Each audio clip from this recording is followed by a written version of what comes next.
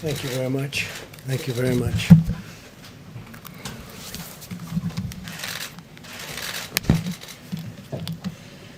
This week, America continues our aggressive effort to defeat the virus. As we enter a crucial and difficult phase of the battle, we continue to send our prayers to the people of New York and New Jersey and to our whole country. But right now, New York and New Jersey are very hot zones, and we're with them, we're with everybody. Your struggle is our struggle, and we will beat this virus. We will beat it together. I also want to send best wishes to a very good friend of mine and a friend to our nation, Prime Minister Boris Johnson. We're very saddened to hear that he was taken into intensive care this afternoon, a little while ago. And Americans are all praying for his recovery. He's been a really good friend. He's been really something very special, strong, resolute, doesn't quit, doesn't give up. We have made tremendous progress on therapeutics. I had a fantastic call today, which I'll be talking about a little bit later. And I've asked two of the leading companies, these are brilliant companies, Ebola, AIDS, others, they've come with the solutions and just have done incredible jobs. And I've asked them to contact London immediately. They have offices in London, the major companies, but more than major, more than size, they're genius. And I had a talk with four of them today, and they speak a language that most people don't even understand. But I understand something, that they've really advanced therapeutics and therapeutically, and they have arrived in London already. Their London office has whatever they need, and we'll see if we can be of help. We've contacted all of Boris's doctors, and we'll see what is going to take place, but they are ready to go. But when you get brought into intensive care, that gets very, very serious with this particular disease. So the two companies are there, and with what they are talking about, and it's rather complex and has had really incredible results. We're working with the FDA and everybody else, but we are working with London with respect to Boris Johnson. Across the country, we're attacking the enemy on all fronts, including medical, scientific, social, logistical, and economic. We're pressing into action the full power of American government and American enterprise, and our military has been incredible. We've just sent 3,000 public health personnel. They're now deployed in the New York area, and they'll be over at the Javits Center, over at the great ship. And as you probably have heard, and I was informed that Governor Cuomo has already told you and announced, he called me up a little while ago and he asked whether or not it would be possible to use the ship with respect to fighting the virus. And we hadn't had that in mind at all, but we're going to let him do it, and we're also going to let New Jersey, Governor Murphy, we spoke with him a little while ago, and New Jersey is going to use it also because New Jersey is a hot spot. So Governor Murphy and Governor Cuomo are going to be using the ship, New York, New Jersey, and it's a big ship, and it's now COVID. It's set for COVID, and we are going to hopefully that will be very helpful to both states. The Javits Center, which is 2,900 beds, just built by our military, also is going to be manned now by the military, and they should be in place tomorrow. And they'll start sending quite a few people over to the Javits Center. It's convenient. It's right in the middle of everything. So that'll be something great, and we appreciated Governor Cuomo's really nice statements, and likewise Governor Murphy.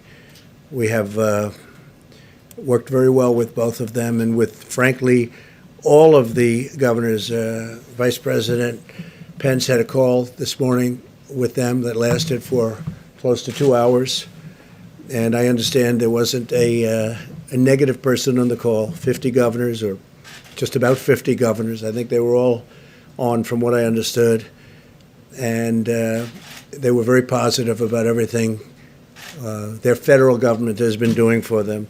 And you'll hear what that is, and it's rather amazing, actually. Nationwide, the Army Corps of Engineers is building 22 field hospitals. These are big hospitals, and alternate care sites in 18 states. So you have a combination of 22 field hospitals. In addition to that, we're building alternate care sites, which is a little bit of a smaller version of the hospital. And we have a lot of them, and they're going up in 18 different states. In total, we have deployed 8,450 hospital beds from federal stockpiles. And, if you think this is done over a period of weeks, it's incredible, actually. More than 8,000 ventilators have been sent from the national stockpile to our cities and states, backed by the Defense Production Act, which we've used very strongly, very powerfully. So powerfully that we don't have to use it too much, frankly. And it's nice when you don't have to. We're getting more than we ever bargained for. American industry is stepping up. Manufacturers are really going to town, and we have thousands of ventilators being built as we speak, and we have hundreds that are being sent to different locations, and we're ready to roll with almost 10,000 that we have in the federal stockpile. When I say ready to roll, too, I mean exactly what that states. We are, wherever that monster goes, we're able to move with it. Great flexibility. We have tremendous flexibility, and we have people waiting, and they're ready, willing, and able, but waiting to bring them wherever it may be, if they need it. If they're needed. It's possible that they won't be needed, that we're fully stocked, because numbers are coming in where, because of what the American people are doing, we're having fewer hospital visits. I think that could be the case in New York. It could be the case in a few other states. And fewer beds, fewer hospital visits mean fewer ventilators. So we'll see whether or not our original projections were right. But anyway, I had a very good talk with both governors, and I think they're very happy, extremely happy about what we're doing for them, and especially going all COVID. So that'll take place almost immediately. FEMA and HHS have directly distributed 11.7 million N95 respirators. Think of that. Get the number. 11.7 million N95 respirators. 11.7 million. 26.5 million surgical masks. 5.3 million face shields. 4.4 million surgical gowns, and 22.6 million gloves. 22.6 million gloves. We have also arranged for vast quantities of additional materials to be allocated through donations and existing supply chains. We've also given tremendous medical material and supplies throughout the 50 states and territories. And through Project Airbridge, we have succeeded in bringing plane loads of vital supplies into the United States from overseas. We had an additional 3. These are massive planes, by the way. The big planes are very big, very powerful, and they're loaded to the gills with supplies. And rather than bringing them into our stockpile, as we've discussed, we bring them to all the different locations where they're needed, so we can save a big step and a timely step. Because of my actions under the DPA, I can also announce today that we have reached an agreement, very amicable agreement, with 3M for the delivery of an additional 55.5 million high-quality face masks each month, so that we're going to be getting, over the next couple of months, 166.5 million masks for our frontline healthcare workers. So the 3M saga ends very happily. We're very proud to be dealing now with 3M and its CEO, Mike Roman. I just spoke with him, and I thanked him for getting it done. And Mike was very happy to get it done. Great company. So we're getting 166.5 million masks, and mostly that's going to be for our frontline healthcare workers. Okay? That's 3M. Thank you, 3M. I also want to thank Apple, one of the many great American companies that's really leapt into action. Today, Apple announced that it is now producing plastic face shields for healthcare workers at the rate of 1 million per week. 1 million, and these are the shields that you see on television quite a bit, and they're at the highest level of quality and safety.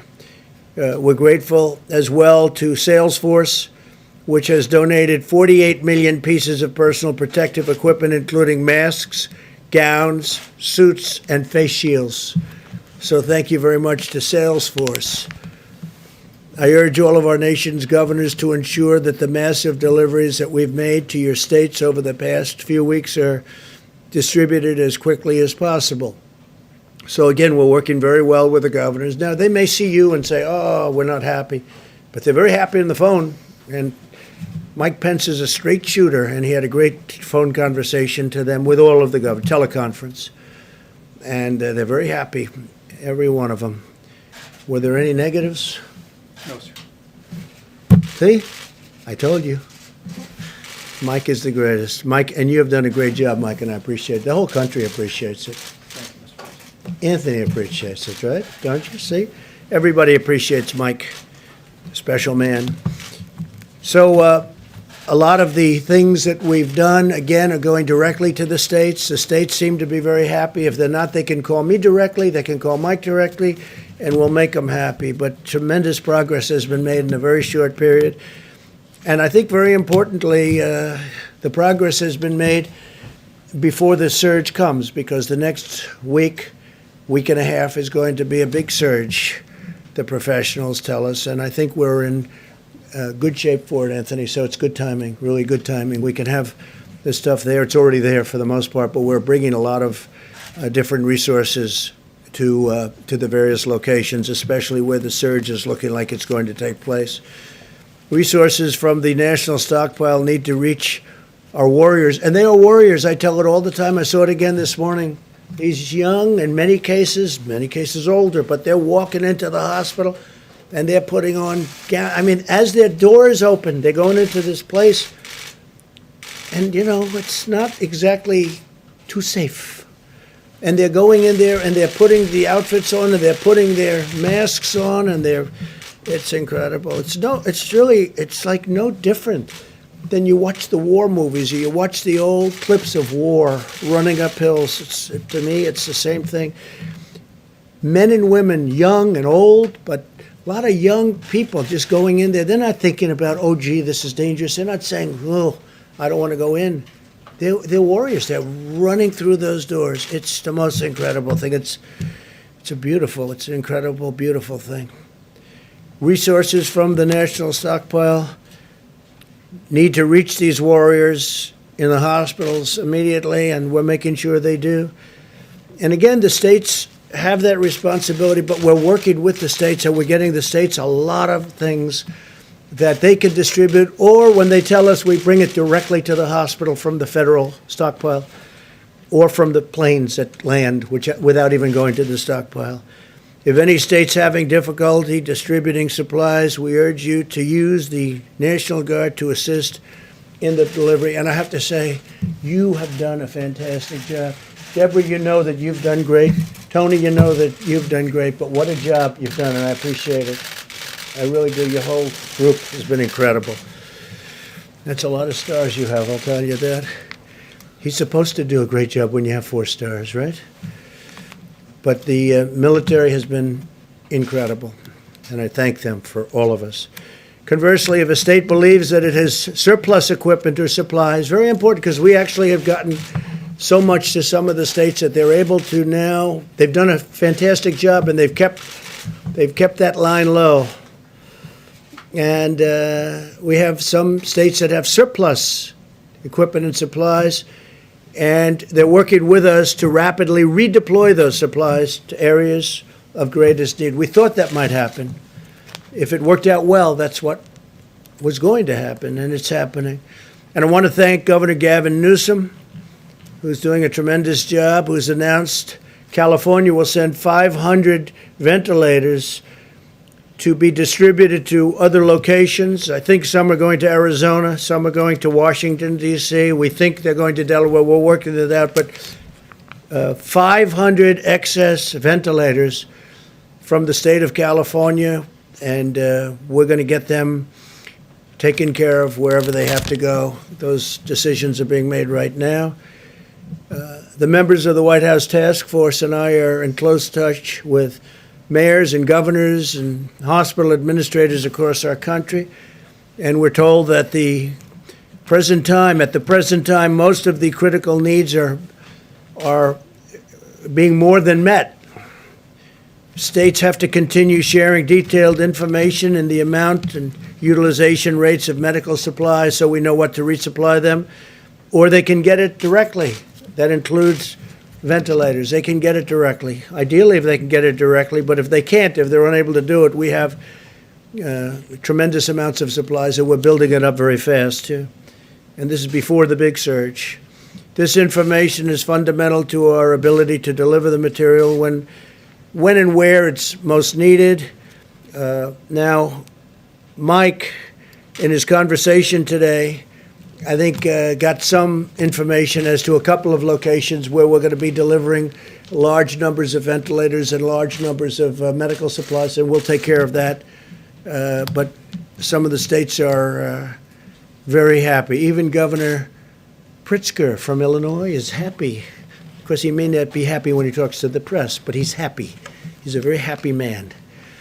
We're increasingly hopeful that the aggressive mitigation strategy we put into place will ultimately allow our hospital system to successfully manage the major influx of cases that we have right now. Again, I say that we're finding, because of the incredible job done by the American people, in conjunction with everybody, governors, the military, federal government, state government, local government. I've had a lot of conversations with New York City and Mayor de Blasio. I've gotten to know him. I didn't know him. Gotten to know him. And a lot of people are working hard. Everybody's working hard. A lot of people are doing a great job. I'll tell you that. A lot of people are doing a great job. But the goal is that all Americans have been sacrificing to achieve these last few weeks, things that a lot of people thought were not possible to achieve. And I think we've more than achieved, but we have to go through. Again, we're going to have a rough week. We're going to have maybe a little more than a week. But there's tremendous light at the end of that tunnel. I said it last time, said it last night. There's tremendous light at the end of the tunnel. There's so many things happening with therapeutics, with vaccines, with things that we really want. Deborah, Tony, they're all working so hard on this. But those therapeutics, I mean, look, the vaccines are going to be always a little bit later because of that testing period. But the therapeutics, getting the kind of things that I heard about today, talking to these brilliant companies and brilliant people on the phone, was fantastic. It was such an incredible conversation.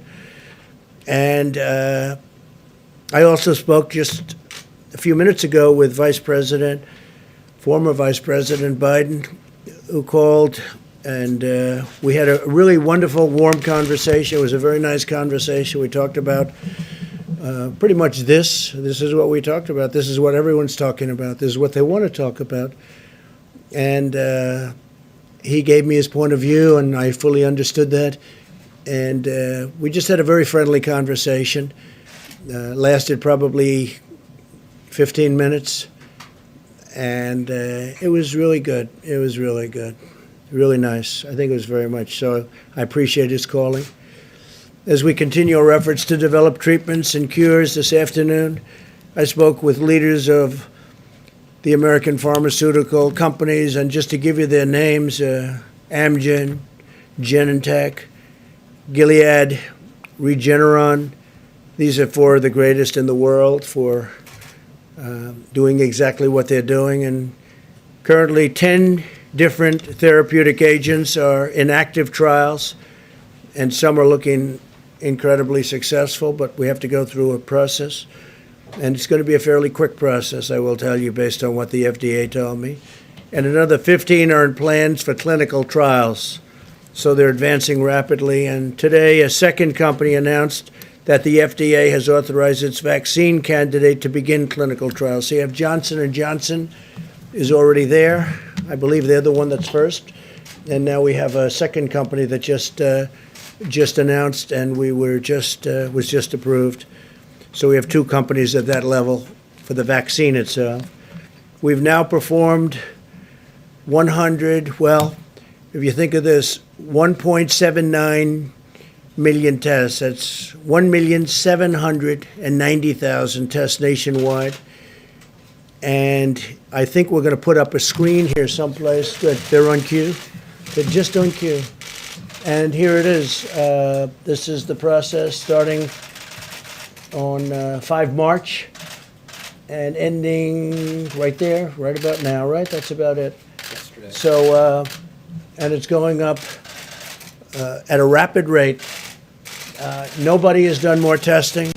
And one of the reasons why they say, and I think I can say this, Deborah, very strongly, but one of the reasons that we have more cases is we've done more testing. If I went to some of these countries that have, in my opinion, far more people than we do that had the problem, and if we did the kind of testing proportionally that we're doing, they'd have many more cases than us. But we have more cases because we do much more testing. So when you do the testing, you have cases. Otherwise, you wouldn't know about the cases. People sit home, you don't know about it. But we have now done 1,790,000 tests nationwide. That's more than any other country in the world. Hence, we have more cases. And that number is growing by nearly 125,000 people per day. Think of that one.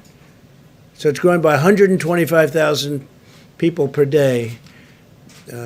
I told you about South Korea. This is a, vastly faster. And we also have, they say, the most accurate of tests. CVS is launching, and they've been great. 2 new drive-through testing sites in Atlanta, Georgia, and Providence, Rhode Island. And each location will be able to test up to 1,000 patients per day using the ultra-fast 5-minute test developed by Abbott Labs. Now they're down to 5 minutes. They call it the ultra-fast, and it's very accurate. Abbott Labs, I want to thank them. They've been fantastic. We're also speeding urgent economic relief to the American worker and families and the employers. As of today, tens of thousands of small businesses have applied for more than $40 billion in relief under the Paycheck Protection Program. You've all been reading about it, and it's really, it's only been going for a couple of days. It's really been performing well. A couple of little glitches, minor glitches that have already been taken care of, what they say. These funds will result in nearly 2 million jobs being preserved, so we're taking care of our workers, small businesses and our workers. Nearly 3,000 lenders have already made loans under the program, and we're signing up additional lenders very quickly, rapidly. Community banks have been very responsive, and larger banks are also stepping up. If we run out of funds, by the way, we're already preparing because it's going so fast for the small businesses and their employees. We'll ask Congress to refill it immediately. But the banks have been great. The big banks, the Bank of America was right up there at the beginning. J.P. Morgan Chase has been great. After the first day, they really came through, and a lot of the big banks, but the community banks have been fantastic. As we announced last week, we are providing $100 billion in direct support for our hospitals. And the first tranche, $30 billion, will be distributed this week. So I want to say one other thing. Our farmers, we love our farmers. And as you know, as of April 1st, the China trade deal, $250 billion, they purchased $250 billion from us, if not more. And of that, approximately $50 billion is expected to be with our farmers. So it kicked in as of April 1st, and we'll see how it goes. It seems like they're buying, so we'll let you know how that's going. But they're buying anywhere from $40 to $50 billion worth of our agricultural product. That should have a huge impact on our farmers, a tremendous impact on our farmers, but we're watching it very closely. To fight the medical war, we've mobilized the unbeatable, and it is unbeatable, strength of American determination, ingenuity, and compassion. I got to see that when I spoke to the great science, because I call them science companies more than drug companies. They're scientists. We've seen businesses, charities, and private citizens making generous donations. So many people are making donations. We've seen states and cities supporting and helping each other and caring for our citizens. And we've seen Americans of all backgrounds and beliefs uniting together to answer the challenge and rise to the moment, and that's what they're doing. Above all, we've been awed and inspired by the exceptional courage of the doctors, nurses, EMTs, and healthcare workers who are the soldiers of this war. No words can ever express the complete measure of our gratitude for these intrepid heroes. One Cleveland patient credited his medical team for not only saving his life through their skill, but forever changing his life through their example of selfless devotion. Couldn't believe it, so generous he was with his statements. And he talked about their bravery in an area that was in such trouble, an area of that hospital where people were dying, and he talked about their bravery. Another survivor in Houston said simply, "I will consider them my angels forever. I will consider them," think of that, "my angels forever." As our nation endures the depths of loss and grief, we are also witness to the summit of American virtue, character, and courage. With the love and dedication of every American patriot, we will win this battle, we will defeat this enemy, and we will rise from this present crisis with new strength, unity, and resolve. And that's what's happening.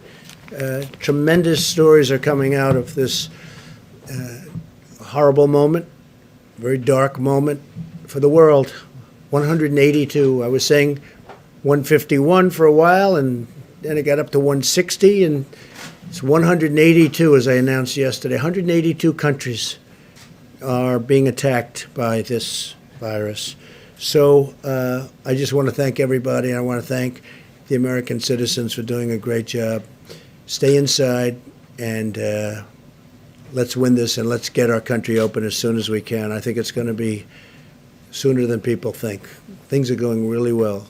Again, light at the end of the tunnel. And with that, I'll take a few questions, and then Mike is going to take over and talk with the Admiral and with the professionals, and we appreciate you being here. Yes, please. Mr. President, you mentioned that you were asking U.S. drug companies to provide treatment to the British Prime Minister. What sort of treatment is that? Is that something that is available? Well, it's it's a very complex treatment of things that they've just recently developed, and that they have a lot of experience with, having to do with something else, but recent for this. And they've already concurred. They've already had meetings with the doctors, and we'll see whether or not they want to go that route. But when you're in intensive care, it's a big deal. So they're there, and they're ready. I think we have three of them. I spoke with four. You know who the four would be, and you know the people within those. You'd know the companies. I told you the companies, but the people are the greatest in the world. So they're at the hospital, and we'll see. And they have everything with them should it be needed. Hopefully it won't have to be needed, but should it be needed. I found Boris to be a fantastic person, just like a fantastic, warm, strong, smart guy. He loves his country. You see that? I mean, he fought like hell for his country. And intensive care is big stuff, really big stuff. Yesterday you were asked about this as well, but now that he's been moved to intensive care, does that give you and the Vice President any pause or additional concerns, steps that you're taking to preserve the continuity of government here? No, I don't think so. Mike had his test a couple of days ago. I had my test a couple of days ago. So, and we're here, and here you are. So, no, I don't think so. But I think we'll probably, just because of questions like that, I think we'll probably have maybe quite a few tests. It's not the worst idea. You know, the system of testing now is so quick and so easy. So I could see, and you were tested again today? You sure you're okay? I'm okay. Good, then I'm staying here. Despite the nearly 1.8 million tests that you say the United States has done, the Inspector General for the Department of Health and Human Services released a report today, a survey of more than 300 hospitals across the country, and the number one complaint from those hospitals were severe shortages of testing supplies and Well, a it's really just long wrong. wait time. I mean, It's a just week wrong. or longer. And did I hear the word Inspector General? Really? It's wrong. And they'll talk to you about it. It's wrong. But this is your own government. Well, where did he come from, the Inspector General? What's his name? It came from the Inspector No, General what's his name? report. I What's his don't name? know his name Well, off the top find of me my his name, let head. me know, okay? If But- you find me his name, I'd appreciate it. But sir, these are hospitals All I can tell that you do is not- this, we sir, put up on the these are board, hospitals- you're gonna ask the Admiral, but These are we are hospitals doing, who say that they're waiting a week or longer Fine. to get You'll their speak to test the Admiral. results. Why but is we've it done still more taking so testing long? and had more results than any country anywhere in the world. They're doing an incredible job. Now they're all calling us, they want our testing. What are we doing? How do you do the 5-minute test? How do you do the 15-minute test? So give me the name of the Inspector General. Could politics be entered into that? Go ahead, This please. is our, Go ahead. Thank you, sir. Are you worried about retaliation to your decision to ban export of medical goods, like Indian Prime Minister Modi's decision to not export hydroxychloroquine to the United States and other countries? I don't like that decision. If that's, I didn't hear that that was his decision. I know that he stopped it for other countries. I spoke to him yesterday. We had a very good talk, and we'll see whether or not that's his. I would be surprised if he would, because India does very well with the United States. For many years, they've been taking advantage of the United States on trade. So I would be surprised if that were his decision. He'd have to tell me that. I spoke to him Sunday morning, called him, and I said, we'd appreciate your allowing our supply to come out. If he doesn't allow it to come out, that would be okay. But of course, there may be retaliation. Why wouldn't there be?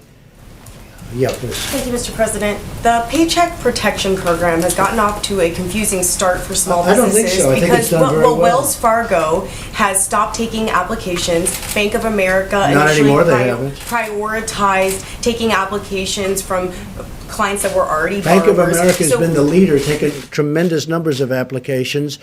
And of course, there may have been, they wanted to have a slightly different application. They wanted to have a little different information. But Bank of America has been a leader. They're number one in terms of applications. I wish you'd ask the question differently. Why don't you say it's gotten off to a tremendous start, but there are some little glitches, which, by the way, have been worked out. It would be so much nicer if you do that. But you're just incapable of asking a question Sir, what in a oversight positive measures way. is the federal government It's putting already in done. place It's already to done. ensure that there is It's taken the fairness? measures. It's taken the measures. And we may even do a different system, not with this. We're going to have to probably add more money to this to save and to keep our small businesses going and to keep the employees of those small businesses working. But it's such a positive event, and you ask it in such a negative way. It just, I wish we had a fair media in this country, and we really don't. Speaking of unfair, go ahead. Mr. President, the acting Secretary of the Navy told the crew of the USS Roosevelt that Captain Crozier was either, quote, too naive or too stupid to be in command.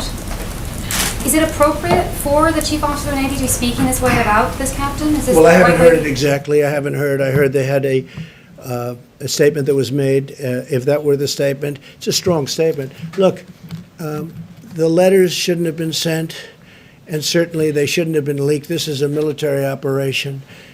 I must tell you, I've heard very good things about the gentlemen, both gentlemen, by the way. I will say this about both gentlemen.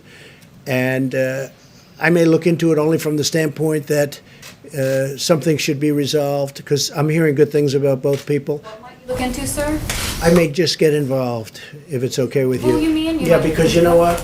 You have two good people, and they're arguing. And I'm good, believe it or not, at settling arguments. I'm good at settling these arguments. So I may look into it in detail, and I'll be able to figure it out very fast. But that was a statement. It's a rough statement, but look, Reinstate him look, if you look. decide it was... Letters should not have been sent to many people, unclassified. That was a mistake. It's a mistake that shouldn't have been made, because it's unfair to the families of the people on the ship, because they get nervous, and it shows weakness. And there's nothing weak about us now, not anymore. We have the strongest military we've ever had.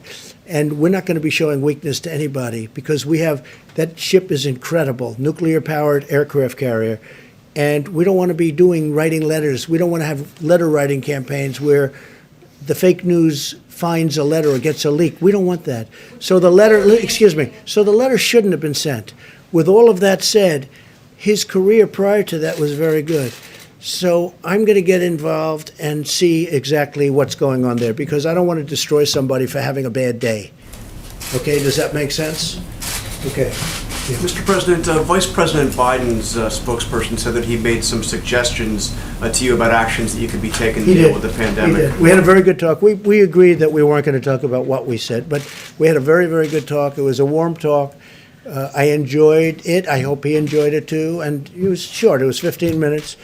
Did he have good suggestions? Anything that you're going to do? Well, he had suggestions. It doesn't mean that I agree with those suggestions, but certainly he had suggestions. And I also told him some of the things we're doing. But the conversation was a friendly, very friendly conversation.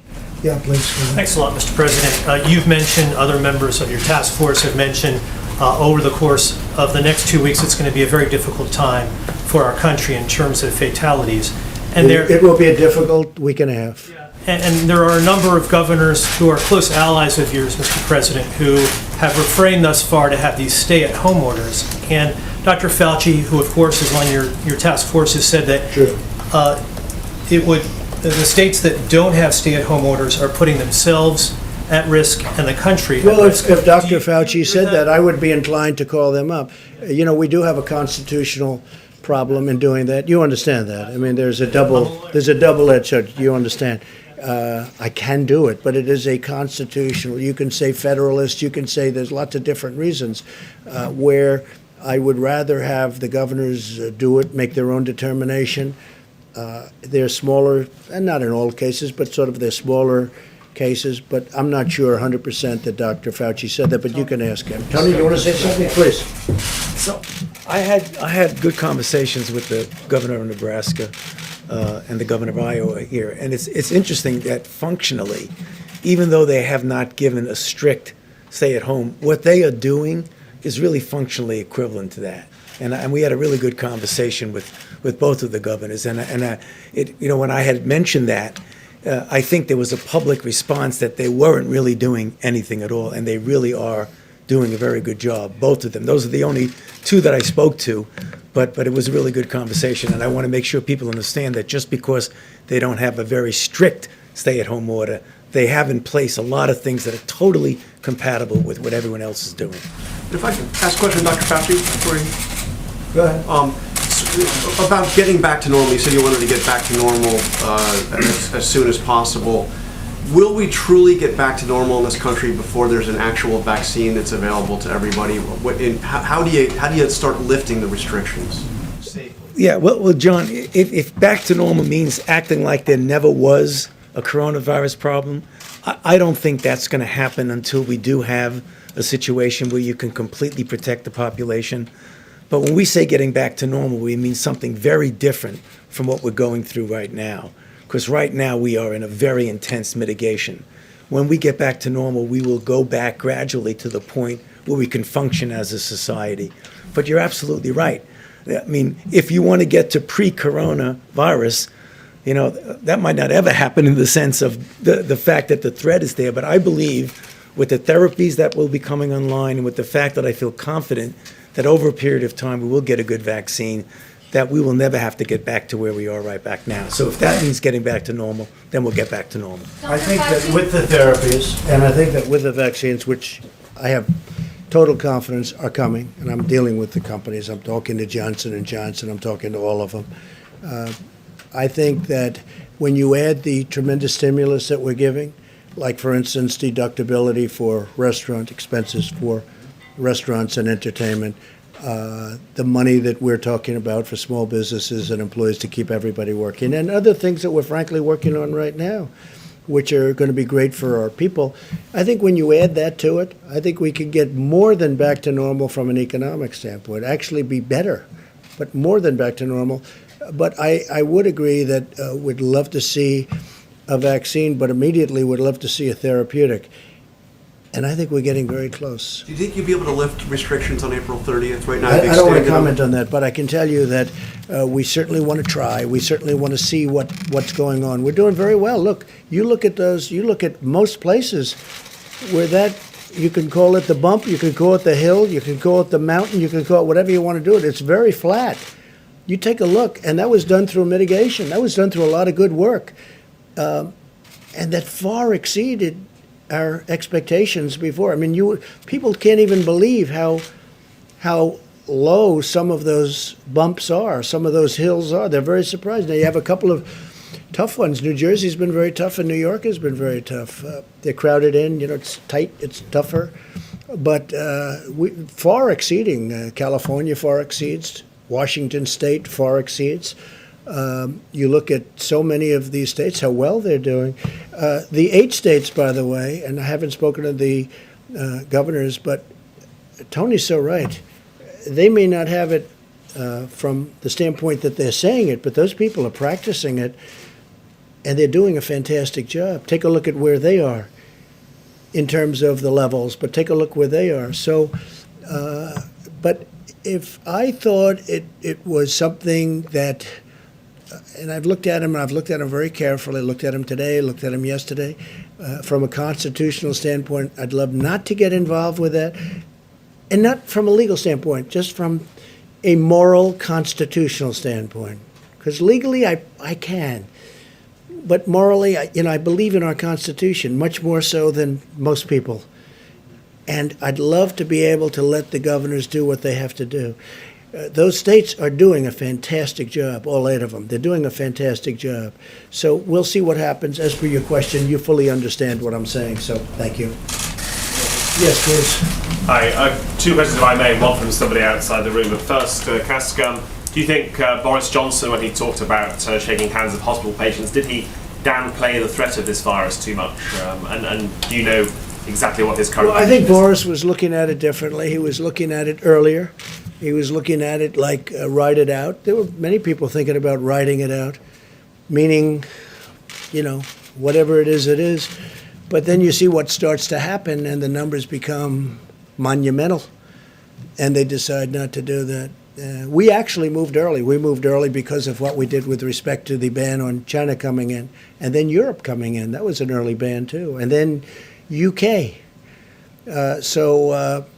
No, he waited a little while, and he felt that, but he got, he made a decision very quickly thereafter to do what they did, and they've gone to a very strict lockdown. But they're suffering greatly as a nation right now. They're going through a lot. They're a nation that's having a difficult time. But I've gotten to know him. He's just such an incredible guy. It was just so shocking to see that, because you know what that means. Intensive care is a big deal with regard to what we're talking about. That's a very big deal, very scary deal. Yeah, please, Jeff. Just somebody who can't be in the room due to social distancing has asked me to ask a question. It's Thomas Howell of the Washington Times.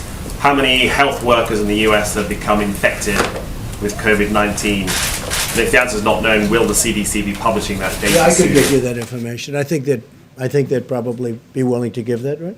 Yeah, we could get you that information. Jeff, please. Mr. President, OPEC is meeting on Thursday, and Yeah. they have said that they are willing to make a cut in production if the U.S. chips in as well, which suggests that they want you to ask U.S. producers to do an Well, you're the first orchestrated one that's cut. told me that. I don't know. We'll have to make that decision, and maybe we will, maybe we won't, but we'll have to make that decision. But you would- I think the cuts are automatic. If you're a believer in markets, I can guarantee you there's a cut from pre this condition. Look, this happened because of the virus. The virus knocked out 40%. It went down in 1 hour. I mean, literally, when places closed up, you're talking about a 40% cut. No, I think it's happening automatically, but nobody's asked me that question yet, so we'll see what happens. But you would I'll let you know on Thursday evening. All right, that's the deal. Okay. But you would consider asking U.S. companies to Well, I think it's reduce... automatic, because they're already cutting. I mean, if you look, they're cutting back, because OPEC is asking it's market, for it's demand, it's supply and demand. They're already cutting back, and they're cutting back very seriously. But if OPEC is asking for a signal from Well, the nobody's U.S. asked me that, so if they ask me, I'll make a decision. Okay? But again, it's happening anyway. Yes, please. In light of all the discussion about Prime Minister Johnson and his health, can you update us on the status of the second half of your physical that you were going to have this year? Yeah, so I had a physical. The first half was very successful. I did it on a day when I was in the White House, and we were able to do that, as the doctor reported. and I have some, the second half of the physical different. Probably is done at Walter Reed, and I'll do that at the appropriate time, but I feel very good, and according to the doctor, very good shape. Can I just ask you again on the idea of a national stay-at-home recommendation? What is giving you so much pause about making a recommendation? I told you. He understood very well. I appreciate your understanding. It's not an It's order, called just a the Constitution of the recommendation. United States, and I'd rather have, if possible, for the governors to make the decision. If a decision was very necessary, and they have done a good job, and Tony said it better than anybody, they are doing what we're asking them to do without having to put the seal on it. But I will say, if I thought it was necessary, I'll do it in a heartbeat. Do you agree with the Georgia governor opening the beaches? Opening what? The beaches? I haven't seen, I'm going to have to see to what extent. I'm going to have to see how many people you're talking about. Are they crowded? Are they packed? Are they not packed? We'll have to take a look at it. Right now, it's very early for beaches in Georgia. So it's right now, very early, so I'll take a look at it. He's done a very good job as the governor. He knows what he's doing, but we'll have to take a look. It really does depend on, how crowded it may be. But I will talk to him, and I will ask him that question. I would ask him, yeah, please. Mr. President, you said last week that you were considering travel restrictions around hotspots. Is that something that's still on the table, and at what point? We're looking at it, and the airlines have been cutting their routes. You saw that yesterday. They announced big cuts in routes. We need some flights for emergency use for military people. We need some flights for medical people, and there are very few flights, as you know. And the flights that are going out are, I think they said they're 3 to 4% full. You have 3% of the plane is occupied, so it's they're very, very generally very, very empty planes. But it's good to have. It's a tiny amount of flights relative to the overall, and we need them also for medical workers. Otherwise, we're going to have to do a whole big thing with our own planes. So they're done for a reason. There's also testing done when people get onto those planes, and also when people get off the planes. If I can follow up on this question of the HHS Inspector General, and by the way, her name was Christy Grimm, and it wasn't so much her opinion, but they interviewed 323 different hospitals. Well, it still could be her opinion. When was she appointed? When was she appointed? I'm not sure when she was Would you do me a favor? Let me know. I'll check. No, let me know now. I have to know now, John. Let me know now. But the point Because is- we are doing an incredible job in testing. We are doing a better job than anybody in the world right now in testing. There's nobody close. And other nations admit this. Other nations have admitted it very strongly. Other nations are calling us, wanting to know about our testing. Let me know when she was appointed, would you? Specifically, Go ahead, what please. she was saying was that there had been a delay in the Okay, thank you very much. Go ahead, Chris. Thank you, Mr. President. Only last week, there were multiple flights coming from China full of medical supplies. Yes. Companies like Huawei and Alibaba has been donating to Right. the United States People I know very well. 1.5 million N95 masks, and also a lot of medical gloves and much more medical supplies. Sounds like a statement more than a question. And Chinese Ambassador Cui Tiankai last night wrote an op-ed on New York Times calling to cooperation with the United States. So are you personally working directly with China? We just signed a trade deal. Also fighting with the It's the virus? biggest deal probably ever made, and I hope they're going to honor that trade deal. If they don't honor the trade deal, then I'll tell you a different answer, but I think they will. They're going to spend billions of dollars for agriculture. They're going to spend billions of dollars for many different things, whereas Well, China medical never spent supplies. money in our country. We spent money. We had a deficit, a trade deficit with China for years of $500 billion, $400 billion. We had the biggest trade deficits in the history of the world with China. Now China's going to spend a lot, has agreed to spend $250 billion, many billions of dollars in our country, much of it going to farmers and manufacturers. So I'll let you know. I mean, I hope they're going to honor the deal. We'll find with out. China, are you cooperating with I don't China? know. Who are you working for? China? You work No, for I'm China or are working you with a for Hong newspaper? Kong. Who are you with? Hong Kong Phoenix TV. Who owns that? China? It's Is it owned by based in China? Hong Kong. No, is it owned by the state? No, it's not. It's a private owned company. Okay, good. Okay. Look, I'll let you know. I'll give you a good answer to that in a few months. I wanted to see what they do.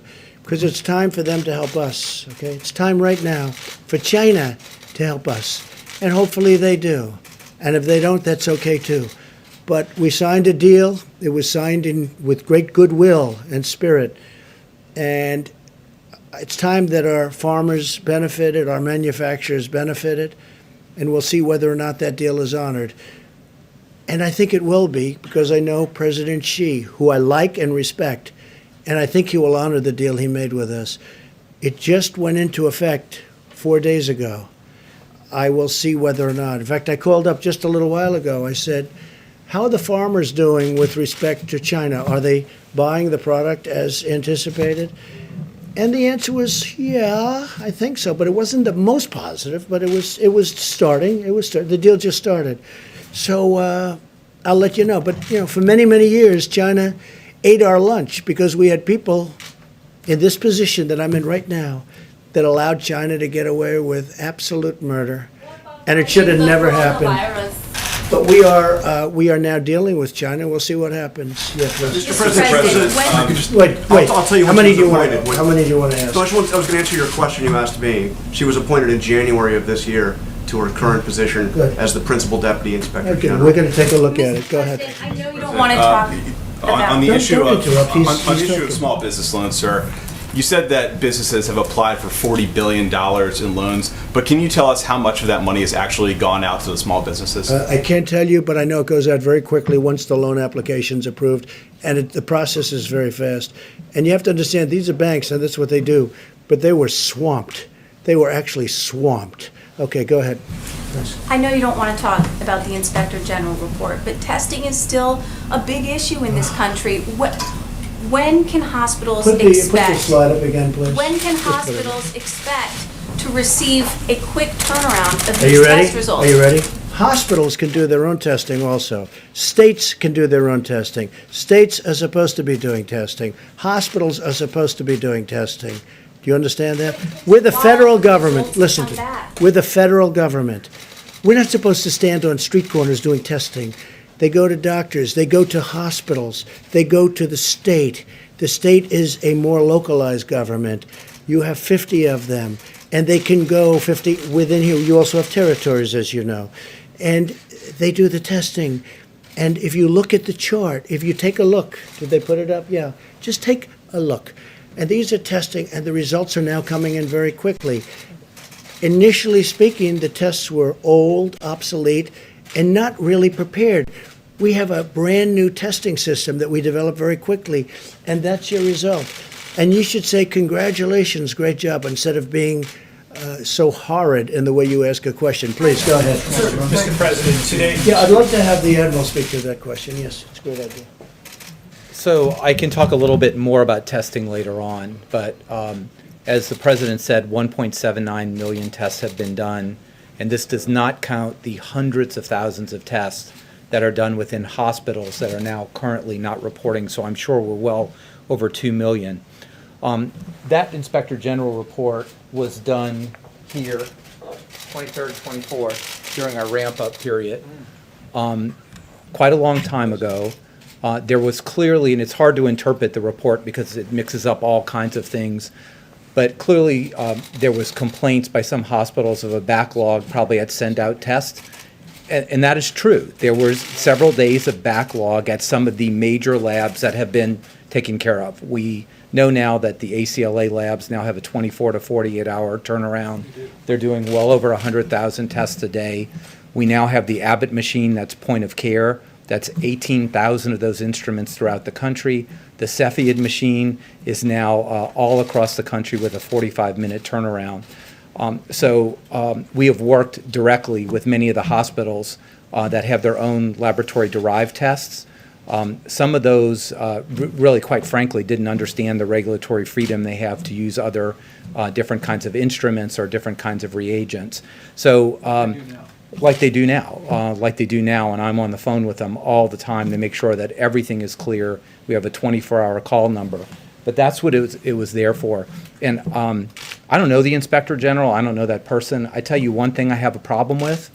If there was such a problem that she knew about or he knew about on March 23rd and 24th, why did I find out about the tests from them He's the one in charge. on the news media at 8 o'clock this morning. If there was a problem, I think you're ethically obliged to tell me where that is so we can interact with it like I do every single day. But that's a discussion for the future. I think testing is really in a good position right now, and I'd be happy to expand on some of the really good tests that are coming up. How long has that person been in government? Could I ask you that? Did serve in the previous administration. Oh, you didn't tell me that. Oh, I see. You didn't tell me that, John. You didn't tell me that. Did serve in the previous you mean the Obama administration. Thank you for telling me that. See, there's a typical fake news deal. You Now, asked me when look, she was look. appointed. I told you when she was appointed. You're a by your third-rate administration. reporter, and what you just said is a disgrace, okay? You asked me, you said, sir, just got appointed. Take a look at what you said now. I said, when did this person, how long in government? Well, it was appointed in the Obama administration. Thank you very much, John. Thank you very much. You will never make it. Go ahead, please. On the ventilators, Well, that's maybe a this is best terrible for Admiral Jawar, but can you tell us today how many ventilators are in the federal stockpile? I'm not going to tell you how many are in the stockpile, but I can tell you that we look at ventilator use granularly every single day in every single state and down to the hospital level. So we have been able to meet and easily meet all the ventilator requirements that have been brought to us by the state. No one has not gotten a ventilator that needs a ventilator. And as far as we can project, looking at all models, every person who needs a ventilator will get a ventilator. I'm a ventilator doc, right? I'm an ICU physician for children. Spent every day of my life managing people on ventilators. This is my community. It's also the Surgeon General's community as an anesthesiologist. So what we have in the stockpile, I think, is not a number that we give out, but we have thousands remaining in the stockpile. And now you're seeing out of the appropriate American spirit that when a state like Washington or California doesn't need that ventilator, they're doing the right thing by moving them around the country. It's about 9,000, just so you understand. That's right. It's about 9,000. And by the way, you didn't tell me also that this Inspector General came out of the Obama administration. You didn't tell me that Sir, either. everybody up here. Okay, please, go ahead. Go ahead. I'm looking, sir, just quickly here, I'm looking at this Inspector General's bio. She appears to have served in government since 1999, but I was hoping to ask you about your call with former Vice President Joe Biden. Is there something that you learned on that phone call, and has that changed your No, opinion? I understood his views before the call. Has that changed your opinion about speaking to people I like... just think he's I think he's a nice man. I've always thought he was a nice man. I don't know him. I don't know if I ever spoke to him before, other than to say hello. But I think he's a nice man. We had a very nice call. Do you want to seek now the counsel of some of your predecessors, George Bush, No, but Barack we Obama? may, no, not really. We're doing a great job. Hey, this administration, we inherited a broken system, both militarily, where we've rebuilt our military, where we now have so much ammunition, whereas you remember, a very important general said, sir, we have no ammunition. They wanted to save money on ammunition. They didn't want to save money because they spent money like nobody ever spent money. But you know what? We now have a great military rebuilt, and we have so much ammunition, we don't know what to do with it, okay? And that's a nice feeling to have. But they also gave us empty cupboards. The cupboard was bare. You've heard the expression? The cupboard was bare. So we took over a stockpile where the cupboard was bare and where the testing system was broken and old. And we redid it. And frankly, it would be okay for a small event, but not for a big event. And they had a chance to do it. Somebody said that a certain person, I won't tell you, but a certain person said this will happen. And that's true.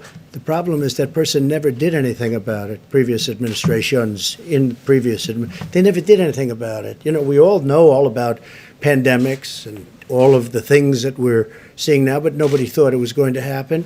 And if we did think it was going to happen, the problem is nobody did anything about it. We did. We have rebuilt the system. And now we're a fine-tuned machine. We built thousands of hotel beds for New York. We moved a ship in that now we're going to make for COVID-19. We are going to make it so that people having this horrible thing happen to them will be able to use the ship. The ship, as I said, is going to be shared with New York and New Jersey. We've done things that are incredible. When you build 18 hospitals? We built 18 hospitals. We built medical centers all over the country. And when you have Gavin Newsom and other governors who really have been very nice and generous in their statements, because they make the statements to the press, not just to my face. Others tell us how great we're doing. like the call that Mike had today. I heard from other people that were on the call. He said it was incredible. It was 2 hours, and everything was positive. They were so happy with what we've done. And we're ready to do more if they need it, because we're ready to march. The Admiral can tell you, we are sitting there with 9,000 ventilators, and we're ready to march when we see that we can move very quickly. As soon as we see that need, we can move very quickly. We're ready to march. We built a great system. The problem is the Democrats, like a guy like Chuck Schumer, who's a total lightweight, by the way. I've known him for a long time. He'll say, why don't you put a military man in charge? Military man? I have all military men. This man is doing an incredible job. We have 2 admirals, numerous generals. We have the Army Corps of Engineers. We have FEMA. We have this whole force that like nobody's ever seen before. We have a great military operation, and they've done an incredible job. And honestly, people should respect, because nobody's ever seen anything like what we've done. And what they end up with, forget about me, don't worry about me. I will only get bad. If I say, how many ventilators do you need, Governor? 1,000 would be great. I said, nope, I'm going to send you 10,000. And then you'll call up from the media. You'll say, how did Trump do? We're not happy he didn't send us enough ventilators. Because that's called politics. But if you look at what's happening, and I'm even surprised, the governors are saying all good things, but the Democrat governors, and a couple of rhinos, frankly, they're rhinos, that's all they are, one rhino in particular, but the governors are saying great things. He had a call that lasted 2 hours today. I heard about the call, not just from Mike.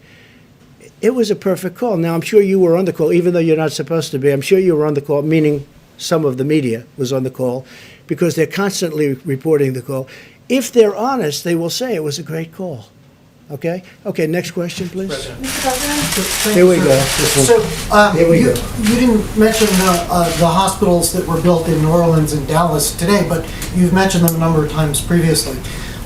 There seems to be some concern in Texas that they might lose the hospital in Dallas if it's not used. We're never going to do anything that hurts if Texas. It's not used yet. We're only helping Texas. By the way, the governor's doing a great job over there with this situation.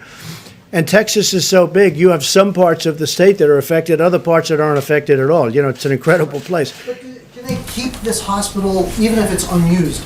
Or is the federal government going to shift those resources elsewhere? Well, we're going to use whatever we need, and we're doing it totally in conjunction with the governor. Okay? We're doing it in conjunction with your Texas governor, who's done a fantastic job. Great. Governor Abbott also has set up checkpoints at the border to check people coming in from Louisiana. We've seen checkpoints in Florida, other state borders. Americans not Very really- few people are coming through our border, and you'll be happy to know we're up to mile 161 of the wall. Internal borders between states. Oh, I see, Americans okay. are not But used on the to border seeing- between Mexico, we have 161 miles of wall. About internal borders. Okay. Americans they're not used to seeing border checkpoints between states. How much longer, and is that something that states have to deal with you? First, you want us to call 8 governors and tell them to do something. And then you're complaining that another governor is so strict that he actually checks the borders. I understand why he's doing that, because he knows who he has, and he doesn't want people coming in if they should maybe, not be to the liking of the doctors. No, I think look, he's done a great job. He's done a great job with this case, as have many other governors, but he's done a great job. One of the things I thought you were going to say is we've been very tough on our southern border, as you know, very, very tough. And part of that's because of the fact that we have so much, when you talk about 160 miles of new wall, nobody's coming through that, nobody, not even close. And we're building it rapidly. We will have, early next year, we'll have close to 500 miles of wall, which is what our goal was. You mentioned Senator Schumer just a moment ago. He had a conference call today, and he said that he believes that a COVID-4 relief bill will be necessary. Do you share that belief, and what would be contained in such a bill? I don't know necessarily, but I certainly want to listen. And what I want to do is 2 things. A real infrastructure, not a Green New Deal, the carbon footprint. I'm not looking for the carbon footprint. We want to put people to work. But and frankly, for so many years, we've let our infrastructure go to hell because we were wasting all our money in the Middle East and other places, okay? I want to rebuild our country. I don't want to rebuild. We're tired. We've rebuilt, if you call it that. We're destroyed, frankly. What we've done is so crazy. What we have done, the direction that this country has taken is so sad. But we're in the Middle East for $8 trillion. And if you want to fix a pothole in a highway, you can't do it because they don't want to give you the funds. So we want to have an infrastructure bill, a real one, like in the vicinity of $2 trillion to completely rebuild our roads, our bridges, our highways, our tunnels, everything. And I'm totally open to listening to that. I'm also open to listening to and even putting forward, because we're going to be putting something forward, more money for our citizens because they've gone through trauma. This has been trauma. This came out of nowhere. And I say it and I'll say it again, we had the greatest economy in the history of the world. We had the most people working in the history of our country, almost 160 million people, far more than ever before. And then one day our professionals correctly came to us and they said, sorry, sir, we have to close down our country. And I said, say it again. Say it again. We have to close down our country. And the entire world closed down because of this hidden enemy. No, we're going to take good care of our people. It was not their fault. Dr. Birx to clarify something that she said on Saturday. Go ahead. Yes, please. May I ask Dr. Birx to clarify something that she said on Saturday? If I may, Dr. Birx, this is a question that comes from a radio colleague of mine, Tamara Keith. And on Saturday, it sounded like you said that for the next week, people in high-risk areas should not even go to the market or the drugstore. Is that what you meant to say, or is that accurate? You know, out of respect for every single healthcare worker that's on the front line, whether they're a nurse, a doctor, a respiratory therapist, the phlebotomist, the persons who come in the rooms to clean, you know, out of respect for them, we as Americans should be doing everything possible. And what I meant was, if you can consolidate, if you can send one person, the entire family doesn't need to go out on these occasions. We really need, this is a highly transmittable virus. We've been saying that we want every American to know that what they're doing is making a difference, but we need to have solidarity of commitment from everyone to really, so, you know, maybe once every 2 weeks we can do a grocery store and pharmacy shop for the entire family. So it was really about, we have to do everything we can. I know I see on the TV stations the level of human suffering in the hospitals. Dr. Fauci and I and Admiral Giroir have spent our lives taking care of others. We need to take care of each other now as Americans and do everything that's in those guidelines. And I know they're tough. I know incredibly how tough they are. My grandchild of 10 months got a fever of 105 this weekend. I'm the doctor, and I couldn't get there. I mean, so I'm trying to explain to my daughter how to listen to her lungs, how to listen to her lungs, So and then the baby's lungs. You did not get there? I did not go there. Good, I'm very happy with that. Because of you two. I mean, when you can't take that kind of risk with the leaders of the country. Your grandson's okay? So, daughter, but she's That's a coming lot out of of it. temperature, 105. Yes. But, you know, we're all, and that's just an illustration that I know you all are making sacrifices, and I guess I want everyone to take this seriously. So that was really a call of seriousness of how important this is and how we're starting to see the impact, but you can see what can happen when you come at this a little bit too late. And that's why the message, before you see it, before you have to see your hospitals and your emergency rooms overwhelmed, it is on us as a member of this community, of this country, to do everything possible to save one another. And so that was really what I was saying, and I will continue to say that, because I do believe it's making a difference. You can start to see it making a difference, but we have to do even more right now, because that will predict where we are 2 or 3 weeks from now. Thank you, Deborah. And it is making a big difference. I saw where Governor Cuomo was a little bit upset today over the weekend. A lot of people outside, and they were pretty big groups of people. I saw that. I noticed that, and he wasn't happy with that.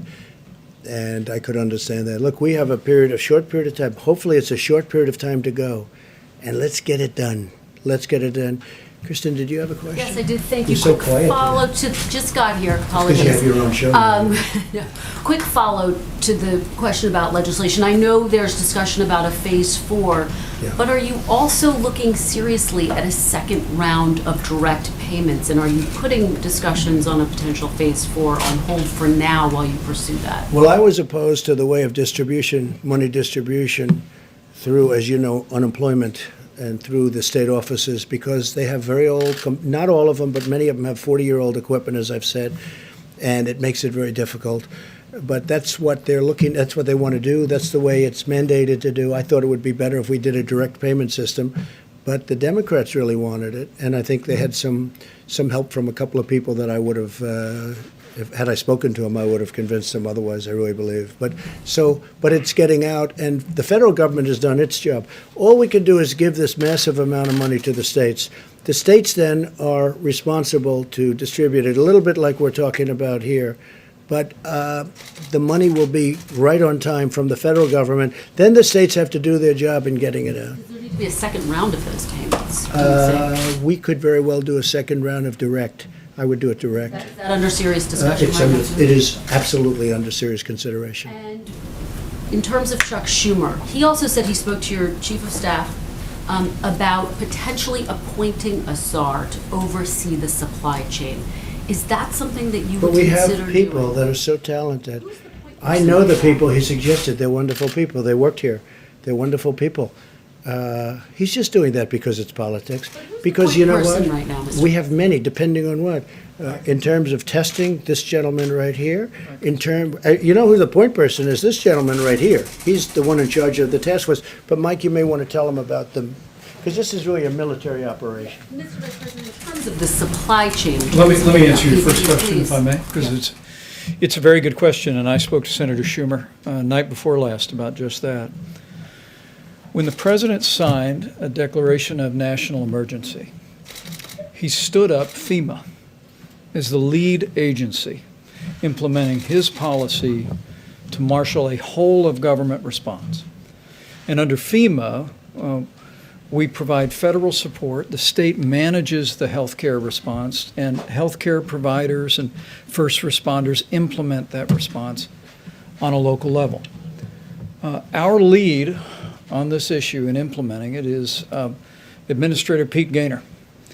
But the man managing all of the supplies, and you heard a presentation this weekend about our air bridge, what we also call the control tower. We literally, with Admiral John Polovchik at the helm of our logistics effort, we have visibility now on all the supplies that are moving across this country and into this country from around the world.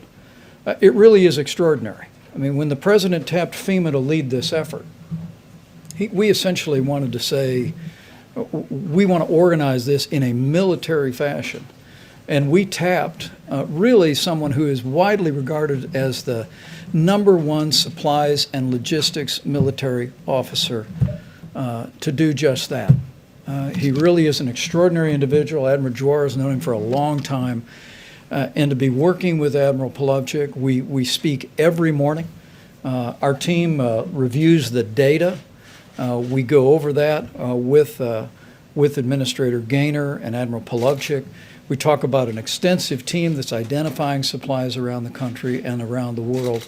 And then, as we were explaining to governors today, we work with the requests that are coming in from states with a priority on the areas that are dealing with widespread outbreak, like the greater New York City area, New Jersey, Louisiana, focus on Detroit, focus on Chicago and Illinois. And then what Pete Gaynor and Admiral Polovchik are doing is directing those commercial distributors to send the resources directly to the front lines of the battle against the coronavirus. It is an extraordinary system. And as I explained to the governors today, as I've explained to congressional leaders, who've made what I think is a good faith recommendation, that we organize this in a manner of military logistics. It's exactly what President Trump has done. And it's what we're doing every single day to make sure that healthcare workers, to make sure that the states that are dealing with a widespread outbreak of coronavirus can be confident that we're going to spare no expense, leave no stone unturned, and use this extraordinary apparatus centered in FEMA to get the people of our country what they need, when they need it, to battle the coronavirus. And Kristen, when Schumer makes a statement like that, he's only doing it for politics. He knows. We have the best generals, the best admirals, we have the best people. These are incredible leaders. These are vibrant people. They've done such a good job. And again, you'll get a tape of the conversation because I'm sure some of the governors probably had their favorite reporter listening to the conversation, even though they weren't supposed to, but that's happened before. Just so you understand, we had a call today that was a beautiful call, everybody friendly, everybody happy. They also know in some cases we'll get them a little bit more, and if they need it, we'll get them a lot more depending on where this monster is going. But when Schumer does that, take a look at the past. Well, you know, you're going to have to tell me who. They certainly don't. Well, yeah, some Democrats, because they view this as a campaign issue. They want to make Trump look as bad as they can because they want to try and win an election that they shouldn't be allowed to win based on the fact that we have done a great job. We built the greatest economy in the world. I'll do it a second time. We got artificially stopped by a virus that nobody ever thought possible. And we've handled it, and we've built a team, and we've built an apparatus that's been unbelievable. Take a look at the swine flu, right? That's H1N1. Take a look at that. And it's not the other way around, by the way. It's H1N1. You know what I mean by that. Take a look at the swine flu. It was a disaster. 17,000 people died. The other administration, they didn't even know. It was like they didn't even know it was here. And that was peanuts compared to what we have in terms of the power, the magnitude of what we're going through. This is attacking 182 countries simultaneously. So Schumer's just all about politics. I've known him almost all of my adult life. And he's a disgrace. In many ways, he's a disgrace. And he knows it's done. He just wants to do that. But he knows the job we're doing. Everybody's amazed at the job we're doing. And the public is starting to find out. One of the reasons I do these news conferences, because if I didn't, they would believe fake news. And we can't let them believe fake news. They see us up here. They see us with admirals. They see us with this talent. They see the job that Mike Pence has done, which has been an unbelievable job, an unbelievable job. I put him there. I thought he'd do well. He did great as the governor of Indiana, and I thought Mike would do well. He's done much better than well. And he gets along with people, I think, much better than I do. Because I like people being 100. Mike can put up with things that sometimes I say it's amazing that he can put up with it. But he's done an incredible job, and so has the entire team. This is a military operation. And again, we built 2,900 beds in Javits Center. We build medical centers in New York. In Chicago, we built 1,000 beds, much more now, in McCormick Place. That's their big convention hall, the equivalent of Javits Convention Hall. Big McCormick Place, fantastic place. By the way, the mayor of Chicago, at least on the phone, is extremely happy with what we're doing, thanking us, has a great relationship with Mike, thanking us. And I just wish the politicians would say to you what they say to us, really. And it's a good question. Do you have one? Yeah, please. Yes, Mr. And President, we'll get to a national security question and then a question about Governor Cuomo. The national security front, to the extent that you can comment on this, your administration is making heavy preparations to move against the cartels in Latin America right now. And could you said expand, Latin America? Yes. Yes. Could you expand on the reasoning of why now? Are there supply and Yeah. logistics especially weak? Is it political? Yeah. What's the reasoning? Good question.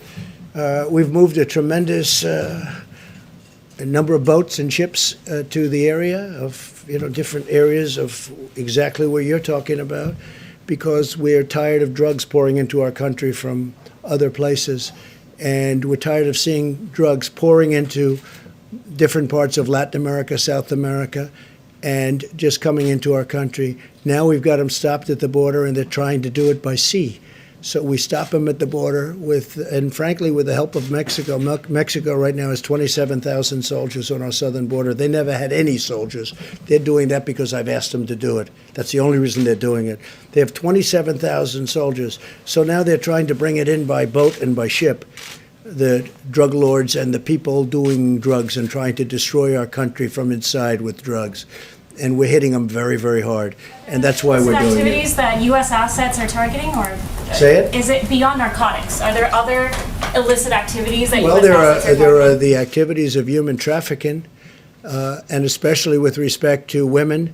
As you know, proportionally, it's mostly women. And it's a horrible thing. It's a horrible thing. And there's never been a time like it. And it's because of the internet. And this is all over the world. But for the most part, they're coming through, in this country, they're coming through the southern border. But we're hitting them very hard. They have tremendous illegal trafficking in women and children also, but mostly in women. And it's illegal, and it's horrible, and it's disgraceful. And I've seen things that are an absolute disgrace. And we're trying to knock them out, and we're knocking them hard. And again, I want to thank the president of Mexico because he has really stepped up to the plate. 27,000 soldiers. They've never had any soldiers on our border. And I did that because the Democrats will not approve anything to stop, because they want to have open borders. They want to have all these people flowing through our border. And in many cases, they're sick. They have problems that you don't want to know about. Or they're criminals in many cases. Not in all cases, but in many cases. And they don't want to have, they want to have open borders. They want to have sanctuary cities. So they protect criminals. And I don't want to have it. And Joe Biden does want to have that also, as you know, because he said that during numerous debates. I want to have strong borders. And I don't like protecting criminals with sanctuary cities. But we're doing it for drugs. We're doing it for human trafficking. We're doing it because you have to do it. We either have borders or we don't have a country. All right, go ahead. Why did he move? Mr. President, on the question of antibody testing, which is FDA approved now but not widely available yet. I know the Admiral said by May you expect to have millions available. How are you going to prioritize who's going to get the antibody tests, and what is that going to show you? Do you think that's going to be immunity? I mean, I have an answer, but I'd rather have the Admiral answer that. So let me clarify, and I know you probably understand this, is the antibody test does not tell you if you have the active virus in your nose. If you're positive for the antibody, it strongly implies, it means that you have had the virus before. And to the degree that we know of medical knowledge, you will probably, highly probably, be protected against getting the virus again in the future. So I want to make something clear. There's no antibody test approved. Okay, approved is not a word we talk about. There is a test or two that has received emergency use authorization, and many, many, many others out there that have not gone that way yet. And I want to take this opportunity to caution. There is a very consolidated effort between the FDA, CDC, NIH to validate some of the tests that are on the market right now, because it is very important that they actually do what they say they do. And we have reason to believe that not all of them are going to perform well. I don't know the primary source, but the Financial Times just reported that the UK had 17.5 million antibody tests that they bought, and none of them work. So we're not going to get in that situation. We're going to be very careful to make sure that when we tell you you're likely immune from the disease, that test really said that. Now, I will also make a statement, and there's a lot of work on here, and I'm very excited about it. As opposed to the tests for a novel virus, the antibody type tests are very sophisticated technology, but they're old technology. This we expect to have many tens of millions of tests the first month that we are really sure that the test makes sense. So this allows for surveillance screening, and Dr. Birx is one of the world experts to understand, is 1%, 5%, 20% of Americans have been infected. But it also allows us to have very widespread tens and tens of millions of people screened with a finger prick on the spot. By when? Just to be, by May you're saying this will happen? Or Science doesn't run on rails, right? So we need to make sure that the FDA, the NIH, which they're actively doing right now, assure that the tests that they're testing really do perform the way they should.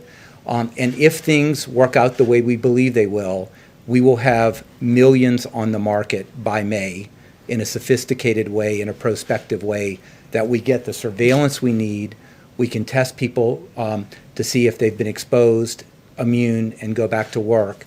And a combination of that kind of test with the current kind of test we have now is how America opens back up. And how do you prioritize who gets those tests? I mean, tens of million, we're a country of 300 million. How do you determine who you're going to have that test? Well, we are having active discussions under the leadership of Dr. Birx and the Taskforce, but you can imagine how that is, right? But with tens and tens and tens of millions of tests per month that are available, you could really do very widespread testing.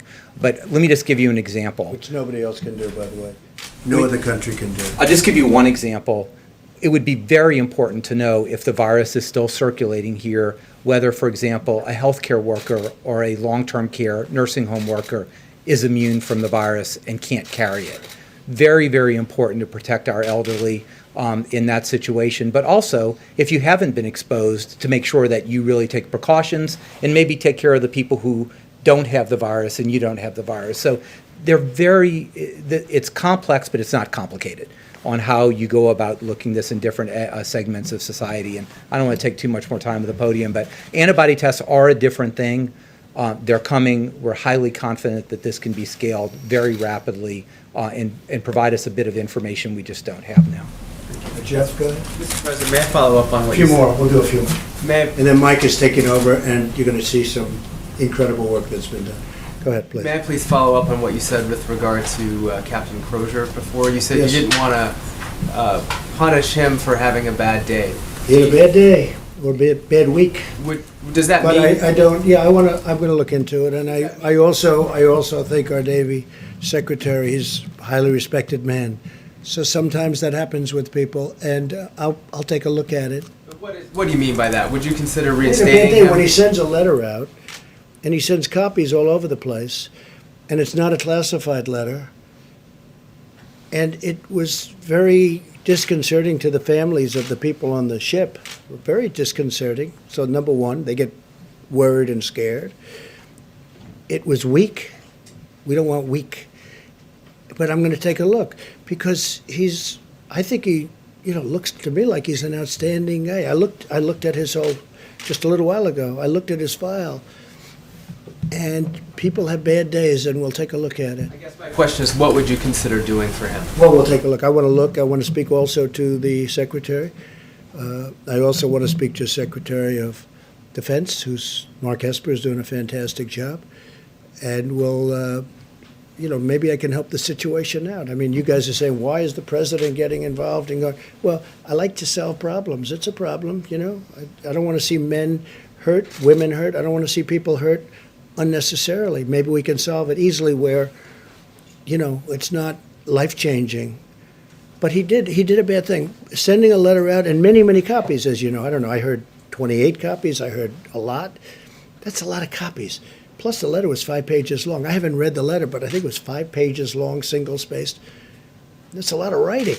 He's the captain of a ship. He's a very important person of a very expensive ship, a nuclear-powered ship. He should be writing letters like that.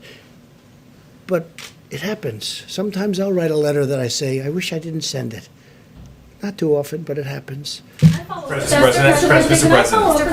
Go ahead. Yeah, go ahead. Quick follow-up on that, because the acting Navy Secretary, and I know you were asked about this, but I just want to try one more time. He did say in remarks to soldiers on the USS Roosevelt that Crozier was, quote, too naive or too stupid to be in command if he didn't think that writing Well, that I letter don't want was to a comment bad- on what he said. I understand. Different language, It's Mr. tough President? language, but I don't want to, let's not get into that. It's tough language. Now, there are some people that think, oh, wow, he says it like it is. Look, he made a mistake. He should not have sent that letter. Or he should have gone through his chain of command, which is the typical way of doing it. He's in the military. He's a very important person in the military. He knows it better than anybody in this room what he should have done. And I'm sure he feels he made a mistake. But I'm going to look into it, and I'm going to see maybe we can do something, because I'm not looking to destroy a person's life who's had an otherwise stellar career, as I understand it. I looked at his file just now because I've been seeing what's going on. If we can save person's career. I don't mind going after a person if they did something wrong. And, but this was a mistake. He made a mistake. I'm not justifying what he did. He made a mistake. Shouldn't be sending letters. He's the captain. He's a very important person in the military. You don't send letters and then it leaks into a newspaper of all newspapers. That was a beauty, right? So you just don't do that. So it was a mistake. But I may get involved. I'll call Secretary of Defense and find out a little bit about it. And if I can help two good people, I'm going to help them. Mr. President, Sir, on the your tone pro- seems to have changed a little bit since Say Saturday. Your tone seems to have changed a little bit on the captain since Saturday. For the captain? Yeah, No, it is it hasn't. the news look. coverage or did Okay, somebody ready? speak to you on his behalf? I said when you asked me and when the question was asked the last time, I said, shouldn't have sent the letter. I haven't changed. He should not have sent a letter. And it should have, if there's a letter, it should go classified, and it should go to his superior. And he shouldn't be jumping over his File, superior. sir. Did So somebody ask it you hasn't to? changed in that regard. The only thing that has played right up here with me is that I looked at his record. And he's been an outstanding person. If he wasn't, I wouldn't even be talking about this. He's been an outstanding person. He's had a very exemplary military career. I mean, he started off as a helicopter pilot. They called him Chopper. His name was Chopper. He was a great helicopter pilot. It's a tremendous skill. I know a lot about helicopters. And then he went to F-16s or F-18s, and he was a tremendous pilot. And then he's very smart. He studied nuclear energy, and he was fantastic, and very few people have the aptitude, they have the mentality to do that. Nuclear energy is very complex, it's very hard. Very few people can do it. And he did it well. And then he became the captain of a nuclear ship, right? He became replacement cost, if you look at replacement cost, $18 billion a replacement cost, right? So he's got, on a replacement cost basis, an $18 billion ship. The President Gerald Ford, very expensive. That's, the nearest thing I can think of, but they're spending money on that one like nobody's ever seen. So he made a mistake. He made a mistake. And maybe we're going to make that mistake, not destroy his life. Okay, a couple of more. Mr. President, you mentioned medical professionals. You compared them to soldiers going onto the battlefield. Yeah. Many doctors and medical workers today, some have seen pay cuts. They're going into a certain environment where they're concerned about their own health, their families' livelihood, if something were to happen to them. Very much in my mind. As part of this phase 4, are you going to prioritize? It doesn't have to be phase 4. I think it could be a separate phase when it's all over. Right now, I don't think they want to think about it. These people don't want to think about it. These people are incredible. They're not thinking about how much am I getting paid. These people are incredible. I've seen it. I see the spirit. I hear about it all the time. From Mike, from the Admiral, I hear about it all the time. These people are incredible. When it's all over, I do want to seriously think, maybe in the form of bonuses. These people are, what they've done is incredible. I just admire the attitude, and I've said it. They walk into those hospitals and they are seriously, one of the things that came up with the Comfort, the ship, is that when we fulfilled the request of Governor Cuomo and Governor Murphy, and they're going to be splitting up, but, a lot of things happen to ships when you do that. It's a lot of, they didn't want to do this. In fact, they specifically didn't want to do this. Have patients that were affected with this horrible disease or whatever, the plague, because frankly it's a plague. That's exactly what it is. You'd read about it in the old days, the plague, and that's exactly what it is. But we're doing it. But when I see the bravery of these people walking through doors without their stuff, they're just getting, they're not standing outside, hey, let's get ready, they're running through doors, putting on the stuff that's not even on. I think it's incredible. I'm telling you, the nearest thing I can think of is soldiers in battle and soldiers going right into battle, because that's what they're doing. It's really, in many ways, it's the same thing. All right, how about one more? One more question, Mr. President. You may have seen this, the Masters tournament has been rescheduled to November. 2 questions. A, is that an outgrowth of your conversation that you had with sports commissioners on Saturday? I hope it's rescheduled. I hope football's able to start. I hope baseball can get to play a little bit. I hope basketball can maybe do their playoffs.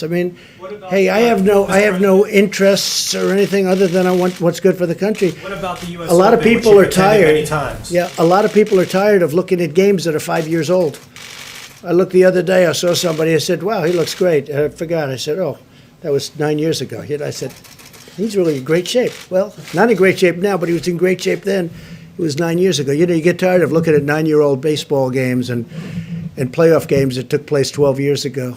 I don't have much time to do that, frankly, but that's what people are doing. And they want to see sports. Sports are a great thing for this country. And I hope football can start. And I told them, I think you might be able to. They may very well be able to. I hope they can start, and I hope they can start with people in the stands. We're not going to be separated. You have seats. Those seats are meant for people to sit next to each other. And when this virus is gone, people are going to be sitting next to each other. And just for the restaurant industry, so they understand, when the virus is gone, people are going to be sitting next to each other. One man said, I have a 200-seat restaurant. It's been great. But if I go by these rules, this 200 seats goes down to 60. I said, no. You have a 200-seat restaurant. That's what you have. But we have to wait till the virus goes away. It wouldn't even do well at 60. Frankly, there's a warmth to it also. There's a warmth. But not when we have the virus in the air. Well, ladies and gentlemen, thank you very much. So I'm going to let our Vice President take over. He's got some really interesting numbers, statistics. And I want to thank the Admiral. I want to thank Tony and Deborah and everybody else. I want to thank everybody that's working. And I really do. I see a lot of tremendous things happen. The therapeutics, the call I had today was one of the most exciting calls I've had in a long time. And again, I want to wish my best to the UK and the family of Boris Johnson. And we just hope he's going to be okay, because he's a fine guy. Thank you very much, everybody. Thank you. Thank you, Mr. President. A few updates on the activity of the White House Coronavirus Task Force. Then I'm going to ask Dr. Birx to speak about what we're seeing in the numbers. We know we are at the beginning of what's going to be a very tough week in America. But as Dr. Birx will reflect, because the American people have been embracing social distancing, putting into practice the advice of state and local leaders and the President's coronavirus guidelines for our country. As Dr. Birx will describe, we are not only seeing remarkable progress in Washington State and in California, where the numbers remain low and steady. That's a great tribute to the people of both of those states and to all of their dedicated healthcare workers. But we're also beginning to see a leveling just at the very beginning. And she'll reflect on those in just a few moments. A couple of quick updates. At the present moment, the President has approved 50 major disaster declarations, and we'll likely be issuing a disaster declaration for the state of Minnesota before the end of the day. We've distributed more than $4.1 billion to states, and right after our incredible healthcare workers, we couldn't be more proud of more than 21,000 National Guard that have been activated and are working in states all across the country. During my conference call today, I learned that Governor Brian Kemp is actually using the Georgia National Guard to sanitize and clean up nursing homes. But National Guard are being deployed in a variety of ways all across the country, and to them and to the families of all these citizen soldiers, you have our admiration and our respect. As the President mentioned, our focus remains on the New York metro area, New Jersey, Louisiana, and then Michigan and Illinois. We're watching every area of the country, but those are the priorities today. And in that spirit, I spoke today, as the President did, with Governor Cuomo of New York. The President made the decision to open up the USNS Comfort to COVID patients. And he also informed the governor of New Jersey that we would be taking New Jersey COVID patients. So now there will be two facilities, one at the Javits Center that's all COVID, and in the USNS Comfort that will be managing COVID patients. At the present moment, by this evening, there will be 2,179 medical, military personnel in New York City. And over the next 2 days, that number will rise to 3,000. 3,000. Speaking with the governor, speaking with Mayor de Blasio, the president and I were informed that while we have surged ventilators, we have surged personal protective equipment, that sending in some relief for healthcare workers was vitally important. And so again, I want to emphasize that those are medical personnel, doctors and nurses and medical assistants who are on the scene now and will continue to arrive to a total number of 3,000. I spoke to Governor Phil Murphy of New Jersey. New Jersey is very much in the forefront of the coronavirus in America today. We want to commend the governor for his extraordinary leadership in the state. During our briefing today, we learned about the progress that they were making and also about the governor's decision to temporarily reactivate retired healthcare personnel in the state. And just as a reminder of all that we're dealing with, this weekend, Governor Murphy told me that New Jersey surpassed the number of lives that were lost on September 11th to the state of New Jersey. And it breaks our heart to think of that. And our hearts go out to all of the families of the more than 10,000 Americans who have succumbed to the coronavirus. We also, as the president said, we express our gratitude to governors in Oregon and Washington State yesterday for donating ventilators to help the states at the epicenter of the coronavirus. Governor Gavin Newsom of California donated 500 ventilators. And I just learned that those will be going 200 to the state of Maryland, 50 to the District of Columbia, 100 to the state of Delaware, 100 to Nevada, and we'll also be deploying the remaining 50 to the Northern Marianas Islands and to Guam. And we want to thank Governor Gavin Newsom. The state of California has provided extraordinary and compassionate leadership for their citizens. They're making progress. As the governor said the other day, they're not out of the woods yet, but the numbers speak for themselves, and the generosity of the people of California and the governor is gratefully received. Beyond that, before I recognize Dr. Birx, let me just say that at the beginning of this challenging time, we want to challenge every American to continue to do what every American can do. And clearly, what we see in Washington and California, and what we are just beginning to see elsewhere, is put into practice the social distancing recommendations of the coronavirus guidelines for America. Listen to your state and local authorities. We really do believe that while this will be a week of heartache, it also is a week of hope. And as we see some of the cases beginning to level just for a day or two, it is our hope that what we have seen begin in the greater New York area and even in Louisiana and elsewhere will become a trend. But it only becomes a trend if every one of us continues to take ownership and continues to do our part for this 30 days to slow the spread. With that, I'll recognize Dr. Birx for the latest data, and then we'll take questions. Thank you, Mr. Vice President. I think you heard very clearly our concern in the New York, New Jersey metro areas. This also includes Connecticut and Long Island. As we talked about, we did see a significant increase in Sussex County over the weekend. The weekend numbers are always difficult. I want to be clear on that because sometimes case reporting is not as accurate over the weekend. So we'll be watching very closely today's numbers and Tuesday's numbers.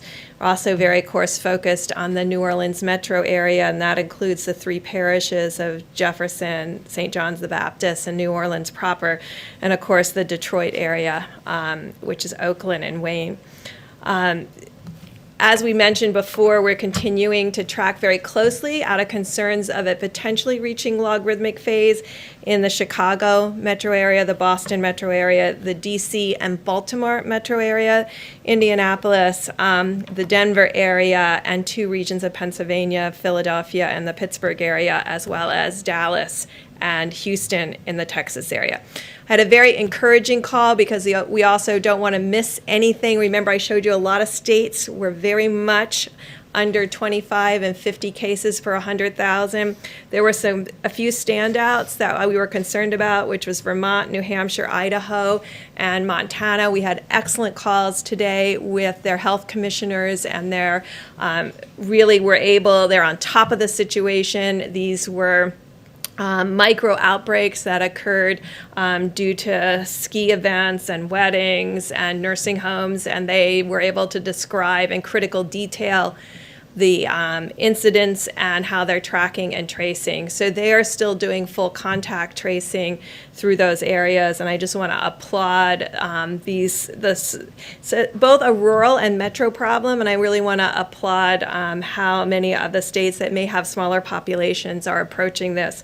That gives us encouragement of how we can talk about beginning surveillance activities at the same time we're following these very clear outbreaks and ensuring that there's full supplies based on the very granular data that we're utilizing. And I just want to thank the mayors and governors who get us that granular data and allows us to make these deep interpretations across all of the United States. We know each governor is concerned about their areas, but these metro areas cover different areas. So the Philadelphia area also includes southern New Jersey and Delaware, and so we have to really look at things very much as both the metro and the communities that surround those metros. And so all of those people, we ask you again throughout the United States to follow these very clear guidance.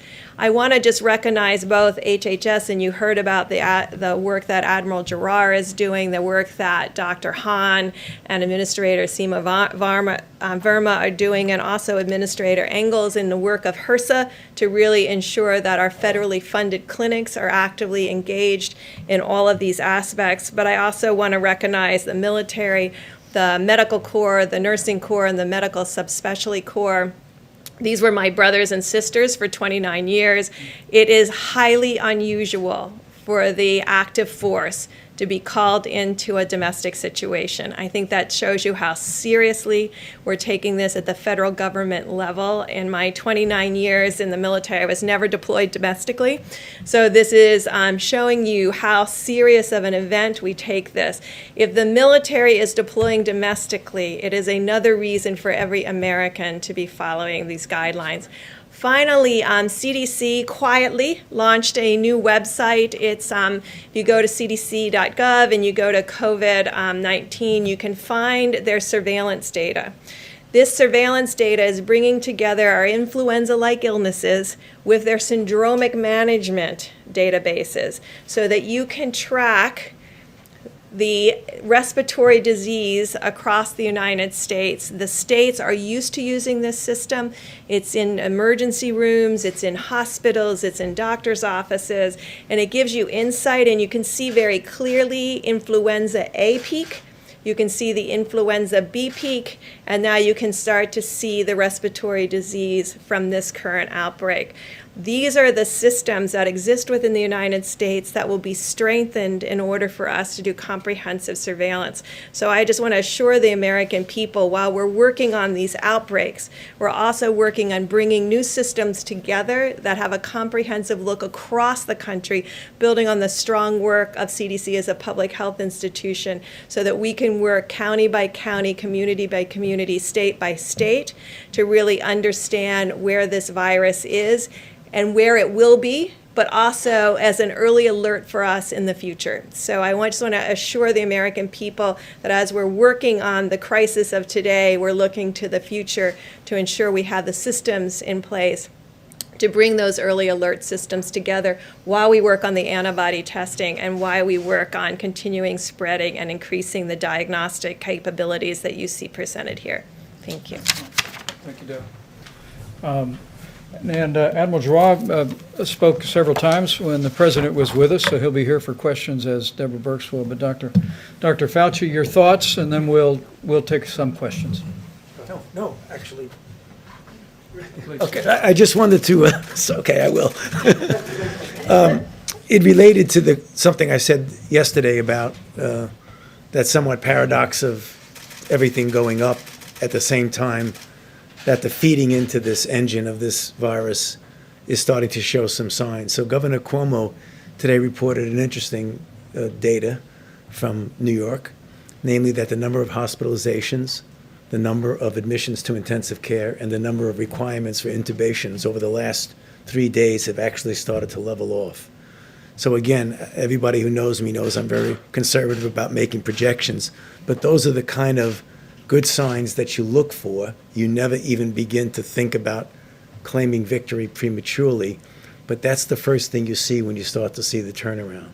That doesn't mean we don't have a lot of work to do. That tells me, instead of saying, that's pretty good, it's we got there through mitigation. We cut off the stream of people who ultimately required hospitalization, required intubation, required all of the kinds of extreme methods. So we just got to realize that this is an indication, despite all the suffering and the death that has occurred, that what we have been doing has been working. So the call that I say every time I get to this podium is just keep it up, because this is going to get us out of it. This is our best and only great public health tool. Are we starting to see that across many states? We're seeing the level of hospitalizations and deaths is lower than what we anticipated. Well, you're going to see it most dramatically, John, in a place like New York, where you see it goes up and peak, and then it will hopefully, and I think it will, come down. When you have places like Seattle, and Washington State, who did a really good job from the beginning, it never really did that, so they were able to keep it down. And on the charts that Dr. Birx showed, when you saw California and Washington State, they were fortunate, they did a good job, that it never really got out of hand. So again, this is a big country, and you have a number of different metropolitan areas. I think if we do it right, you're going to see those who have not peaked will not peak, and those who have peaked, the New Orleans, the New York, New Jersey, Chicago, Detroit, and others, you're going to see the same thing if we keep our foot on the accelerator. Further questions for the team? Yes, sir. I'm just following up Dr. Fauci's comment earlier about what it's like going to be coming back to normal, and until there's a vaccine, that there'll be gradual steps towards restoring normalcy. Under that, short of a vaccine, does putting 80,000 people, fans, spectators in a sports stadium, or 25,000 politicos in an arena for a political convention this summer make a lot of sense? Or does those sorts of things require a vaccine to fully protect the American populace? I don't think that you're going to have to say that the country cannot get back to a real degree of normalcy until you absolutely have a safe and effective vaccine. It will be really evaluating the kinds of things, and that's the reason why it was discussed up here, why it's so important to have an antibody test so you know what the penetrance is in society. And then we have a situation where we don't ever want to get to have to mitigate. We want it to be able to contain. And by the time we have to face what's going to happen with this going back to normality, we will have in place the capability of identifying, isolating, contact tracing, so that it never gets out of hand. Ultimately, the showstopper will be obviously a vaccine where you can vaccinate people and you won't have it. There's going to be another issue that's going to be important, and it has to do with somewhat of a comparison, for example, with influenza. We go through multiple cycles of influenza. There's always a degree of background immunity in the population. I mean, that will ultimately happen if we get a situation where we get back to normal. Now, I hope we don't have so many people infected that we actually have that herd immunity, but I think it would have to be different than it is right now. So again, remember when you say normalcy, I mean, we could get back normally, economically and otherwise, without necessarily saying we're going to forget about the virus. We have to pay attention to this because we've had a very bad experience with this virus. Dr. Fauci, can I follow up on that, Technical- please? Go ahead, I should- Thank you, and this is for the Vice President, for Dr. Birx and Dr. Fauci, but can you give us a sense of, and I know you don't want to make any projections, but where we are with the numbers? Because we saw that horrible number today, more than 10,000 deaths now in the U.S. Are we on track for those best-case scenario numbers that you had laid out, the 100,000? Or are we potentially coming in lower than that at this point, given some of what you're seeing? You know, it just gives me an opportunity to thank and respect the modelers who have really worked on this, because there's a large number of them have worked very hard and done a lot of predictions. And what we did is we did predictions of predictions. We like to integrate data, and so that's where you come up with these numbers. I think Dr. Fauci and I both strongly believe that if we work as hard as we can over the next several weeks, that we will see potential to go under the numbers that were predicted by the models. And I think that is really two things. It is the extraordinary compliance of the American people and the diligence that they have mitigated with. Because remember, we are doing this strictly by behavior change. It's very hard to change trajectory of viruses on just behavior change. We have had difficulty in our past doing that. So that's what we're doing, and that's what the American people are doing. But the other side of that is the incredible insights that Washington State and others are providing on how to better care for the patients in the hospital. And so those two pieces are coming together that could have a dramatic impact on the predictions of the mortality from this disease. So I'm glad you asked that question, because I've said it a couple of times here. I want to say it again. Repetition is good. Is that models are good. They help us to make projections. But as you get data in, you modify your model. And I've always said, data always trumps models, always. So what I feel, and I believe that Dr. Birx also feels, that I don't think anyone has ever mitigated the way I'm seeing people mitigate right now. This has never happened in this country before. So I am optimistic, always cautiously optimistic, that if we do what I've been talking about over the past few minutes, we can make that number go down.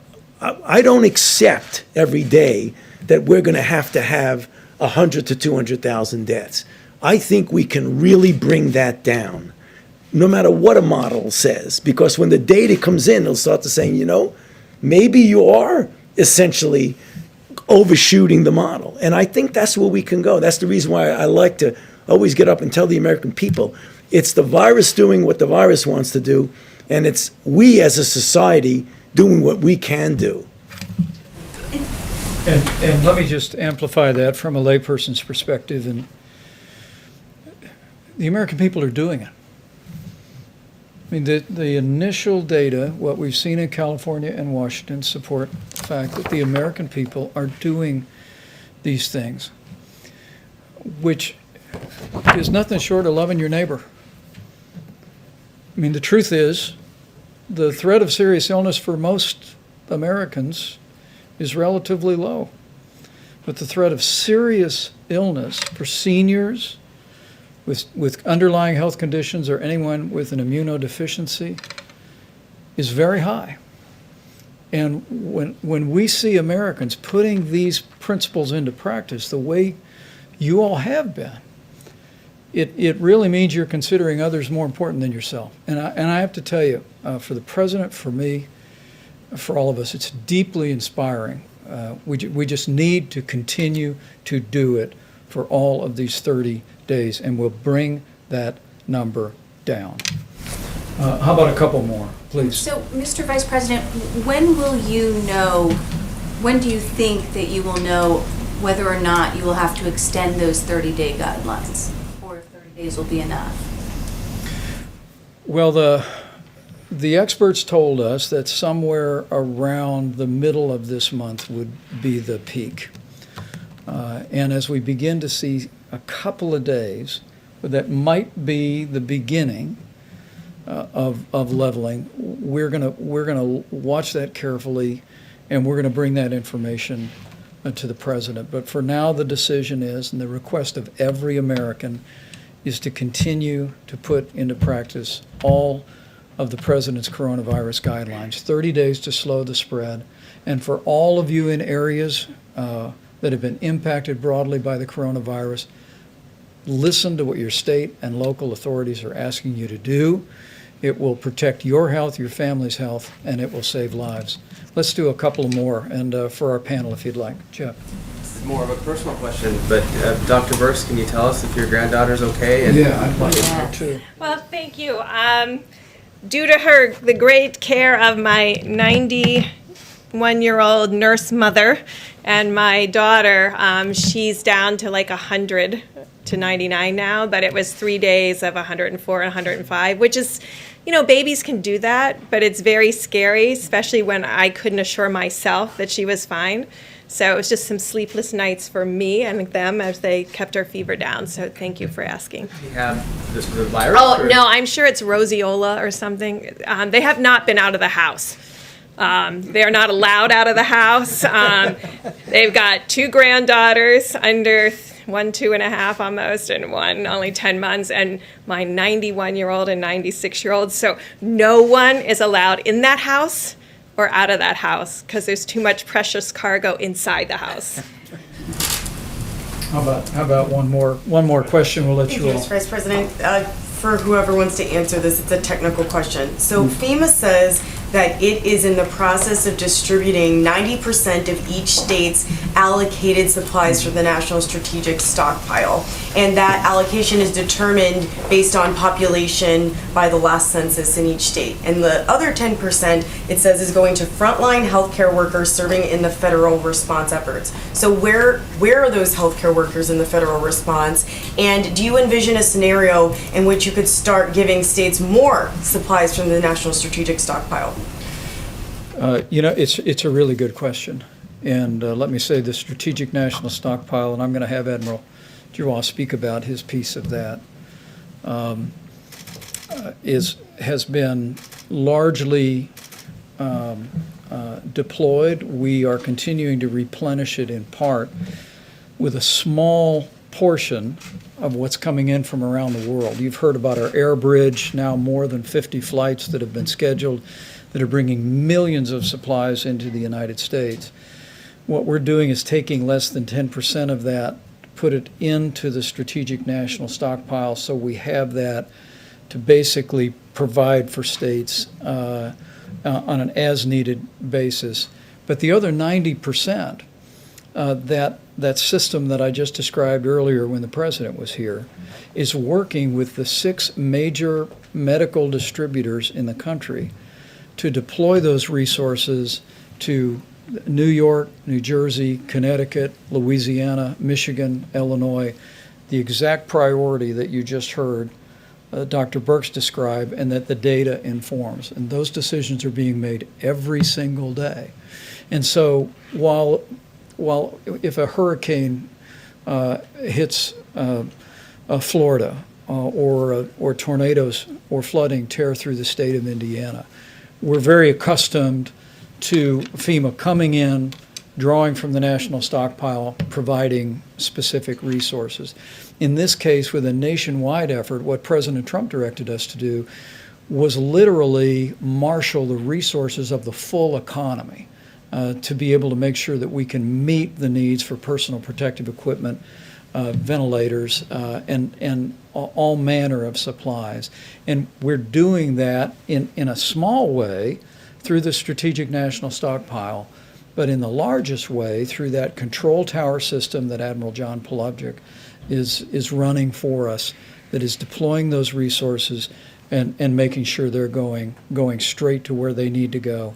And as I said earlier, those decisions are being informed by the data, and they're literally being made by our team at FEMA on a daily and sometimes hourly basis. And we'll continue to keep you informed, as we did today, about where some of those are going. But let me let Admiral Giroir finish that answer.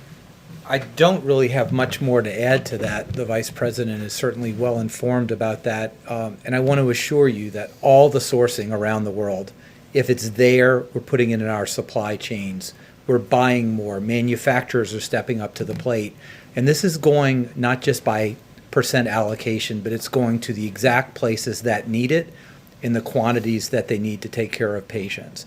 And we want to make sure, this is a two-way street. We get the data in from individual hospitals to know exactly what their burn rate is, exactly what they need. And we want to make sure that they feel comfortable that they're going to have supplies, because they will. Because part of this is about potential shortages, some places. Most of it's about a fear of a shortage. If I'm a physician in an ICU and I'm not sure that it's going to be there, that's going to scare me. It's going to scare my nurses. So we want everyone to have that assurance that we will provide you what you need over weeks, periods of time, exactly to your need. And Admiral Polupchuk and his team, and again, it's all military in there. I mean, he is the logistics guy for the Joint Chiefs of Staff, right? This is what he does. He is a wizard. There are more stars around me in the DoD part of the military than I've generally seen outside of the Pentagon. This is really being run as a military operation. I'm in the U.S. Public Health Service, so we're part of HHS. The Surgeon General and I have the honor of running that service. We are shoulder to shoulder in the field, in the military hospitals with everyone else. There are only 6,100 of us. 3,000 are doing direct patient care on a daily basis. We take care of the Indian Health Service, the Bureau of Prisons, those in detention at the border, et cetera. That's what we do. The other 3,000, over 2,000 of those are in the field already, taking care of patients directly, and we have more going out the door every day. And if I could just follow up on that very quickly then, is it even worth then governors writing into FEMA if they've already received their 90% allocation and you're getting data directly from the hospitals to ask for more at this point? This has been a very cooperative interaction. I bet I talk to 5 governors a day, and we talk out the issues and understand what they perceive in their state. They often help point us to particular areas that they feel need more attention or that needs more communication. So it's been very productive.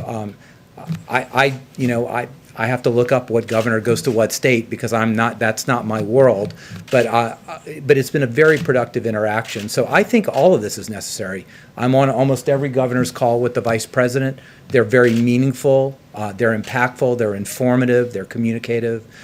We talk to each other, but then we do get down to the individual hospital level, because when the rubber meets the road, you got to know what the docs, nurses, respiratory therapists, the people who clean the rooms are an important part of the team. I want them to come to every work saying, it's not that I clean a room, I'm saving lives today. And they are saving lives by keeping the viruses off the surfaces and reducing transmission. So you've really got to get that granular, and we're to a point with Admiral P's. You have 2 admirals with the worst pronounced names in the world, so Admiral P, Admiral G, but Admiral P's team really has this covered down to the individual hospital level. Thank you, sir. Let me say, just by way of closing, because I thought that last question was helpful. We're interacting with governors every day, 7 days a week, and we welcome that. And while there are some resources in the Strategic National Reserve, we spoke about ventilators. We have some 9,000 ventilators on standby. We also have this vast array through the commercial system that when we hear from governors, we're identifying the needs. They're working every day to identify their hospital capacity. We went over governors today saying we need to know what your capacity is, what your normal capacity is, what your surge capacity is. We need to understand what your equipment complement is across the state. And governors have been doing this. They've been assembling that information. But I want to tell you, the governors across this country in both political parties have been doing a remarkable job. And the president's grateful, and I'm grateful. And I just want to know that those healthcare workers that they're serving and the families that those healthcare workers are serving can be confident that we are going to do whatever it takes to get them what they need when they need it. And every governor is working in that regard. Every hospital administrator is working in that regard. And the opportunity that we have, because the American people are stepping up so strongly and putting others ahead of themselves. In most cases, they're acting in a way that puts the health of others first. We're more confident today than ever before that we're going to be able to provide our healthcare providers and the states that are impacted with the coronavirus with the resources and the support they need. to meet this moment, and we're just going to continue to work our hearts out and make that a reality. But I have to end with just a reference to the healthcare workers. You've heard these doctors talk about them. They're all healthcare people. You've heard the president talk about them. You all have seen them.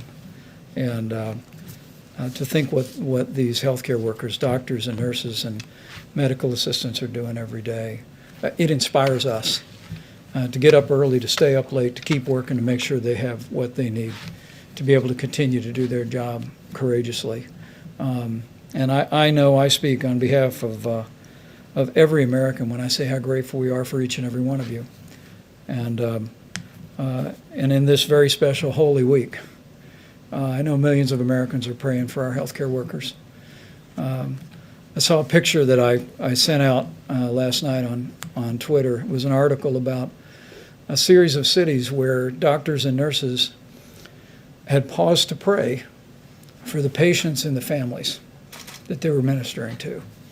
And I just want to say to all those healthcare workers, I know there is a chorus of prayer going up every day for all of you. And with your continued courageous service and with God's help, we'll get through this. And we'll get through it together. Thank you all.